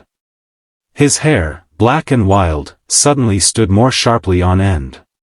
His aura shifted from yellow-green to a blazing golden color shot through with crimson. Energy crackled around him in visible arcs, and the air itself began to distort from the sheer power radiating from his body. This was the Super Saiyan transformation, the legendary power of his people, combined with the stolen life force of over 15 billion beings. The transformation generated a shockwave that flattened everything within a kilometer radius. Palpatine barely managed to maintain his footing, using the force to anchor himself against the onslaught. This was power on a scale he had never encountered, had never even imagined possible. "Impressive," the Emperor admitted, his voice tight. "But power alone is not enough to." Goku vanished. One instant he was standing 100 meters away, the next his fist was connecting with Palpatine's face with enough force to shatter bones.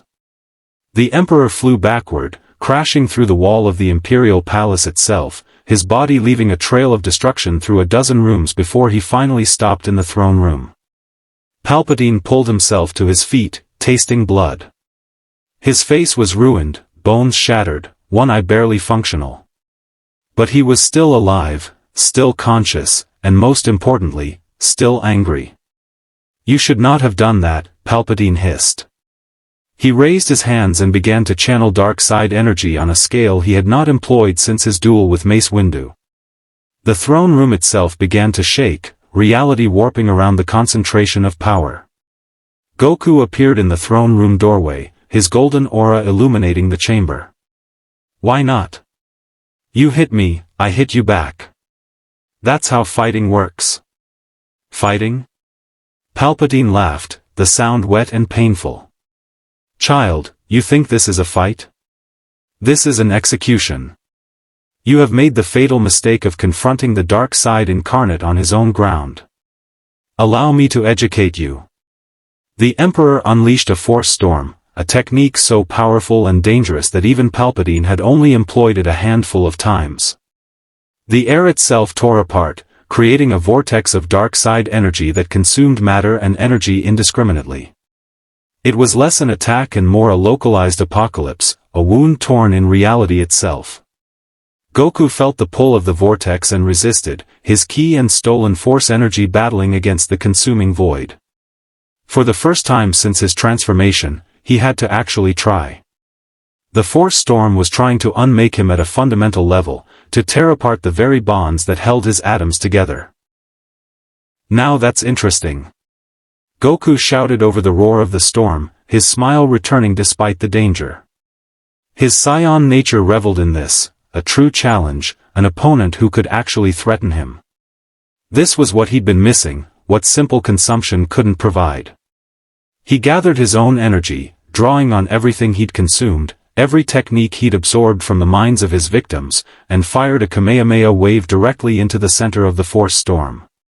The two attacks met in a cataclysmic collision. The throne room ceased to exist, vaporized in an instant. The palace itself began to collapse, its structural integrity compromised beyond repair. And still the two forces pushed against each other, Goku's concentrated ki and stolen life force versus Palpatine's mastery of the dark side's most destructive technique. But Goku was growing stronger even as they fought. Every second of combat, every technique he witnessed, every attack he absorbed, all of it fed his Saiyan biology's ability to adapt and evolve.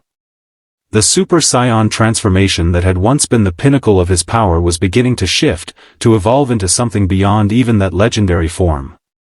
Palpatine felt it through the Force and realized, with cold clarity, that he was going to lose. Not immediately. Not easily. But inevitably. The creature's power was exponential, growing faster than it could be depleted. Every attack Palpatine made only taught it new techniques. Every moment of combat only made it stronger. The Emperor had one option left. One final gambit that would either save the galaxy or doom it entirely.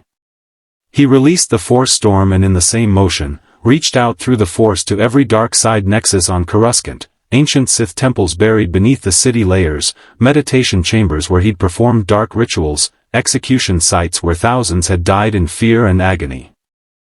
He drew upon all of it, channeling centuries of accumulated dark side energy into himself. "If I cannot defeat you," Palpatine gasped, his body barely holding together under the strain of so much power, "then I will ensure you are trapped here. That you can never spread your consumption beyond this world." He began the most forbidden Sith technique, a ritual that would transform himself into a Force nexus, a permanent wound in the Force that would anchor Goku to Coruscant through metaphysical chains. It would require Palpatine's death, but it would ensure the creature could never leave the planet. The Empire would survive. The galaxy would survive. And that was all that mattered. "No!" Vader's voice cut through the chaos. The Dark Lord appeared at the edge of the destroyed throne room, his armor barely functional, supported by the Force alone. Master, if you do this, the Empire loses its Emperor. There must be another way. There is no other way, Palpatine replied, his body beginning to glow with dark side energy as the ritual progressed. The Empire will endure without me. It must. Lord Vader, you will ensure. Goku's hand burst through Palpatine's chest. The Saiyan had crossed the distance faster than either Sith could perceive, had penetrated Palpatine's defenses through sheer speed and power. Now he stood behind the Emperor, his arm buried in Palpatine's body, his hand wrapped around the ancient Sith Lord's heart. Nice speech, Goku said quietly. But I'm tired of waiting. He pulled. Palpatine's life force, refined through decades of dark side mastery, concentrated through countless rituals and sustained by the suffering of trillions, was ripped from his body in a single horrifying instant. The Emperor's eyes went wide, his mouth opening in a silent scream as everything he was, everything he had built himself into, was consumed. Goku's aura exploded outward, the golden energy now shot through with veins of dark purple as he integrated Palpatine's power. The Emperor's body collapsed, a withered husk that crumbled to dust before it hit the ground. The Emperor was dead. The ruler of the galaxy, the architect of the Empire, the most powerful Sith Lord in 1,000 years, dead. Consumed. Reduced to nothing but fuel for an insatiable hunger. Darth Vader stood frozen, his mind struggling to process what he had just witnessed. His master, the being who had orchestrated everything, who had seemed invincible in his cunning and power, was simply gone. Goku turned to face Vader, his golden aura now crackling with dark side energy stolen from Palpatine himself. "You're next," he said simply. But before he could move, something happened that neither of them expected. The Force itself screamed. The Force's scream was not a sound but a sensation that every Force-sensitive being in the galaxy felt simultaneously.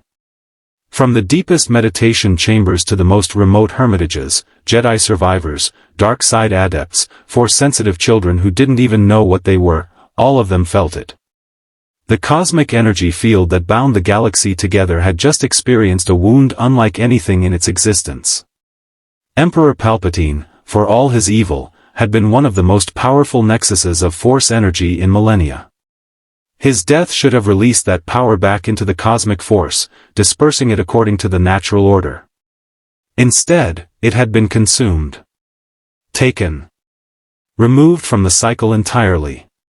The Force was responding. On Dagobah, Master Yoda collapsed in his dwelling, his ancient body convulsing as he felt the disturbance. "A great wound, this is," he gasped. "The Force itself, dying, it is not, but wounded. Gravely wounded." On Tatooine, Obi-Wan Kenobi fell to his knees in the sand, tears streaming down his weathered face. Through the Force, he could sense what was happening on Coruscant, could feel the galaxy itself crying out in pain. On Lothal, young Ezra Bridger screamed and clutched his head, his nascent Force sensitivity overwhelmed by the psychic shockwave. And in the ruins of the Imperial Palace on Coruscant, reality itself began to tear. Goku staggered backward, his triumphant smile fading as he felt something he hadn't experienced since his transformation, fear. Not fear of an opponent, but something more primal. The very fabric of space around him was changing, reality warping in ways that his senses couldn't fully comprehend. The air began to shimmer. Forms started to manifest, translucent at first, then growing more solid. Figures emerged from the distortion, their bodies composed of pure Force energy, their faces blank and terrible. They were not ghosts, not Force spirits in any traditional sense. They were something else entirely.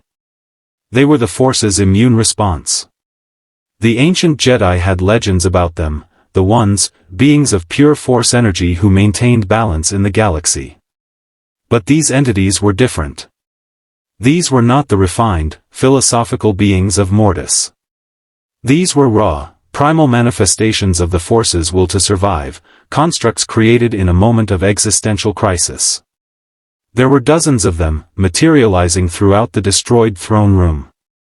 Each one radiated power that made even Goku's enhanced senses recoil. They didn't speak. They simply acted. The first entity reached toward Goku, its hand passing through his aura as if it didn't exist. The Saiyan felt something being pulled from him, not his life force, not his stolen power, but something more fundamental. The entity was trying to separate the consumed force energy from his being, to reclaim what had been taken from the natural order. Goku lashed out with a ki blast that should have vaporized a mountain.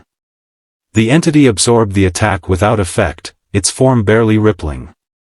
These beings existed on a different level of reality. They were the force itself given temporary physical form, and physical attacks meant nothing to them. What are you? Goku demanded, genuine confusion mixing with his fear. One of the entities turned its blank face toward him, and when it spoke, the voice came from everywhere and nowhere, resonating in his mind rather than his ears. You have wounded the fabric of existence. You have consumed what should be eternal. The force seeks equilibrium. You will be unmade. More entities materialized, dozens becoming hundreds. They converged on Goku from all directions, their ethereal hands reaching through his defenses, pulling at the stolen force energy that made up a significant portion of his current power. The Saiyan tried to fight back, throwing attacks in every direction, but nothing worked. These beings were immune to physical force, immune to energy attacks, immune to everything except the fundamental laws of the universe itself. Darth Vader watched from the edge of the destroyed throne room, his damaged body supported by the force alone. Through his pain and grief at losing his master, he felt something like hope stirring. The force was defending itself. The galaxy was defending itself. Perhaps Goku could be stopped after all. But as Vader watched, he saw something that crushed that hope. Goku was adapting. The Saiyan's Super Saiyan aura began to shift again, incorporating elements of force energy directly into his transformation. He was learning from the entities even as they attacked him, understanding their nature, beginning to perceive the deeper reality they represented. His biology, evolved for combat and survival, was doing what it did best, adapting to overcome impossible odds. No, Goku gasped, fighting against the entities while simultaneously absorbing their nature. I won't let you take what I've earned. His power surged. The golden aura darkened, taking on hues of deep crimson and black as he forcibly integrated the dark side energy he'd stolen from Palpatine. But more than that, he began to tap into something deeper, the force itself, not as something separate from him, but as something he could consume directly from reality. The entities recoiled. This was something they hadn't anticipated. The creature wasn't just resisting their attempts to reclaim the stolen energy, it was beginning to feed on them. One of the force constructs touched Goku's arm and simply ceased to exist, its energy pulled into the Saiyan's body and integrated into his power. Then another. Then 3 more. Goku was consuming the Force's own immune response, using the galaxy's defense mechanism as food for his exponential growth. Impossible, the entities spoke in unison. The Force cannot be consumed. The Force is eternal. The Force is food, Goku finished, his eyes blazing with golden red light. Everything is food. Even you. Even the Force itself. The remaining entities attempted to retreat, to disperse back into the cosmic force before they could be consumed. But Goku had learned too much from Palpatine's techniques, had absorbed too much understanding of how force energy worked. He reached out with senses that now operated on multiple levels of reality and grabbed the entities as they tried to fade. The consumption was catastrophic. Goku pulled in hundreds of force constructs, each one representing a significant portion of the galaxy's metaphysical defense system. His power exploded beyond any scale of measurement, his aura expanding to engulf the entire Imperial Palace complex, then spreading across the governmental district. And the hunger grew with it. Vader felt it through the Force, the moment when Goku's appetite transcended individual consumption and began affecting the Force itself. The cosmic energy field that bound all living things was being pulled toward the Saiyan like matter into a black hole. If this continued, if Goku learned to consume the Force directly rather than just the beings who carried it, the entire galaxy would become a dead zone. Life itself would cease to be possible. "We're out of time," Vader said to himself, his voice barely audible through his damaged respirator. The galaxy is out of time. But even as despair threatened to overwhelm him, the Dark Lord remembered something. A technique his master had mentioned once, in passing, during his training. A forbidden Sith ritual that could create a force anomaly powerful enough to rip through dimensions. Palpatine had dismissed it as too dangerous, too unpredictable. The ritual could theoretically send a target to another dimension, but it could also destroy the caster, tear holes in reality, or worse. Vader looked at Goku, now surrounded by an aura that contained the stolen power of billions plus the consumed Force constructs plus the integrated dark side mastery of Emperor Palpatine. There was no victory here. No way to kill this thing. But perhaps there was a way to send it somewhere else. The Dark Lord began dragging himself toward the center of the destroyed throne room, every movement agony through his failing systems. He needed the throne platform itself. It was built on one of the strongest dark side nexuses on Coruscant, a place where Palpatine had performed countless rituals over the decades. If Vader could tap into that accumulated power, if he could sacrifice himself completely. Vader. Goku's voice cut through his thoughts. The Saiyan had noticed him, was watching with those terrible glowing eyes. "You're planning something. I can sense it through all this Force energy I've taken." "Another attack?" "No," Vader replied honestly. "An ending. For both of us." He reached the center of the platform and placed his hands on the floor, feeling the dark side energy thrumming beneath layers of durasteel and stone. Decades of Palpatine's rituals, centuries of Sith presence before him, millennia of accumulated darkness all concentrated in this single location. It was enough. Just barely enough. "I don't understand you people," Goku said, walking slowly toward Vader. His movements were casual, confident. Why would he hurry? He had all the power in the galaxy now. "You keep trying to sacrifice yourselves. The Jedi on Jedha. You're Emperor. Now you. Don't you understand? Sacrifice doesn't work against me. It just makes me stronger when I consume you." "This isn't about defeating you," Vader said, his hands beginning to glow with dark side energy as he initiated the ritual. "This is about removing you from our galaxy. About sending you somewhere else. Anywhere else." Goku's eyes widened with understanding. "A dimensional attack. Like the one that brought me here.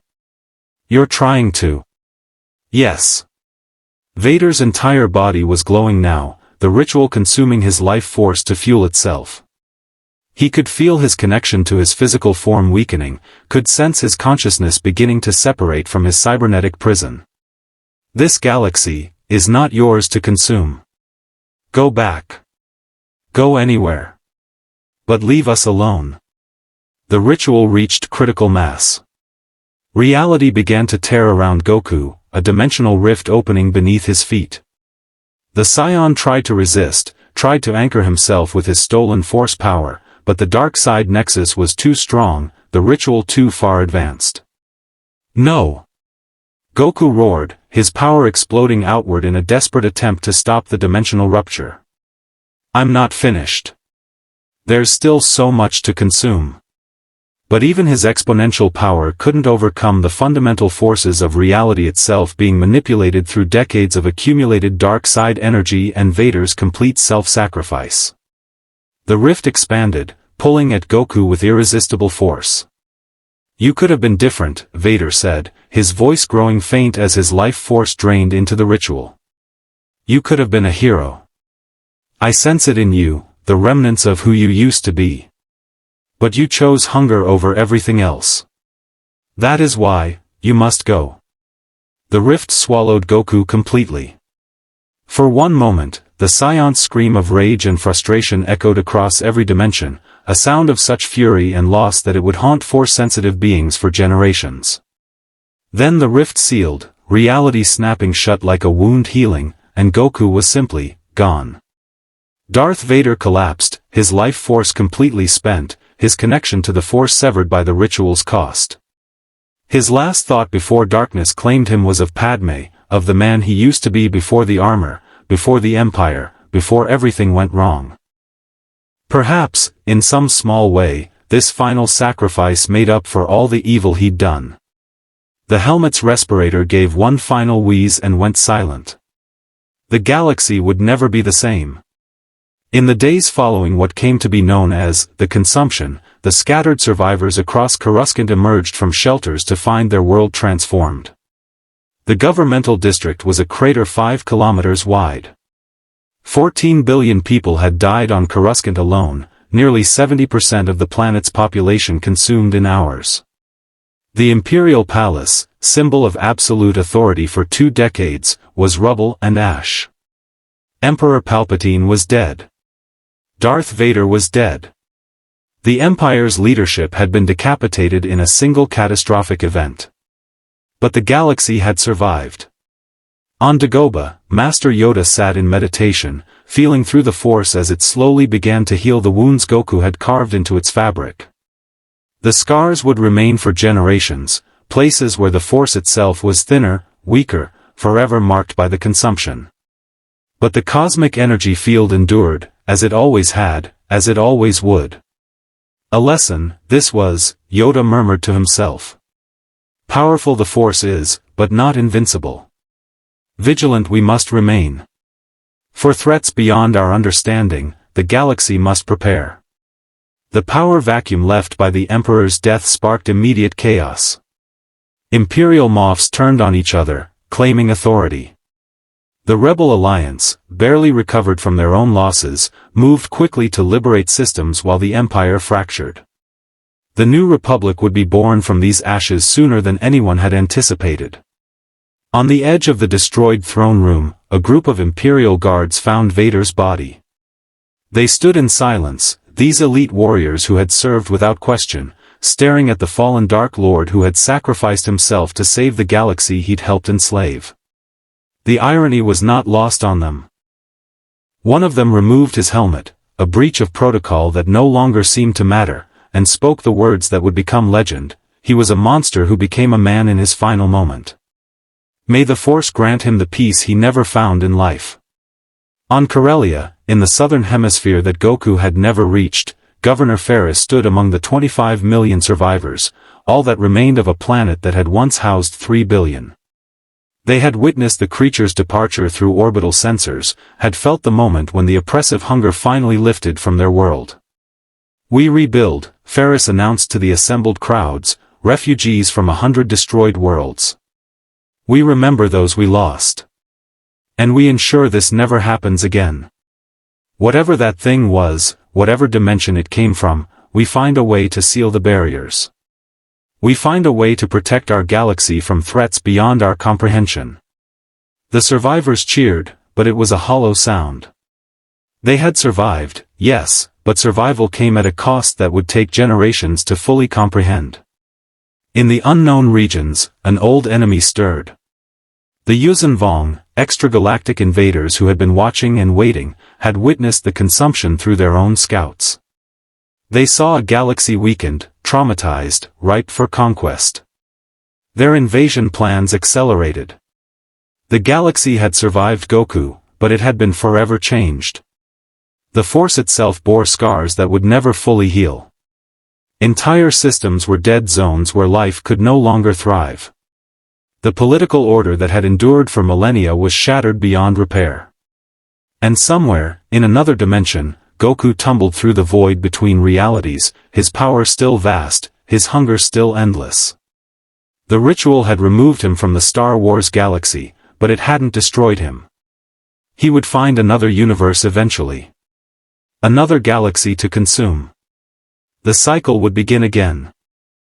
But for now, in a galaxy far, far away, the survivors looked up at stars that seemed dimmer than before and whispered prayers to the Force. They had faced extinction and endured. They had witnessed the consumption of their Emperor, their Dark Lord, their very way of life, and still they persisted. The Jedi would rebuild in secret, learning from this crisis, preparing for threats that transcended their traditional understanding of light and dark. The Empire would fracture and reform in new configurations. The rebellion would become the new Republic, forever shaped by the knowledge that some enemies couldn't be defeated through hope and courage alone. And the Force itself, wounded but enduring, would remember. Would prepare. Would ensure that if such a threat ever returned, the galaxy would be ready. The consumption had ended. The galaxy had survived. But the scars, physical, metaphysical, psychological, would remain forever, a reminder that in an infinite universe, threats could come from places and dimensions beyond imagining. And in the Jedi temples being rebuilt from ruins, a new teaching would be added to the ancient texts: power without purpose is hunger without end. And hunger without end consumes all things, even itself. May the Force be with you. Hit the subscribe button for more interesting stories.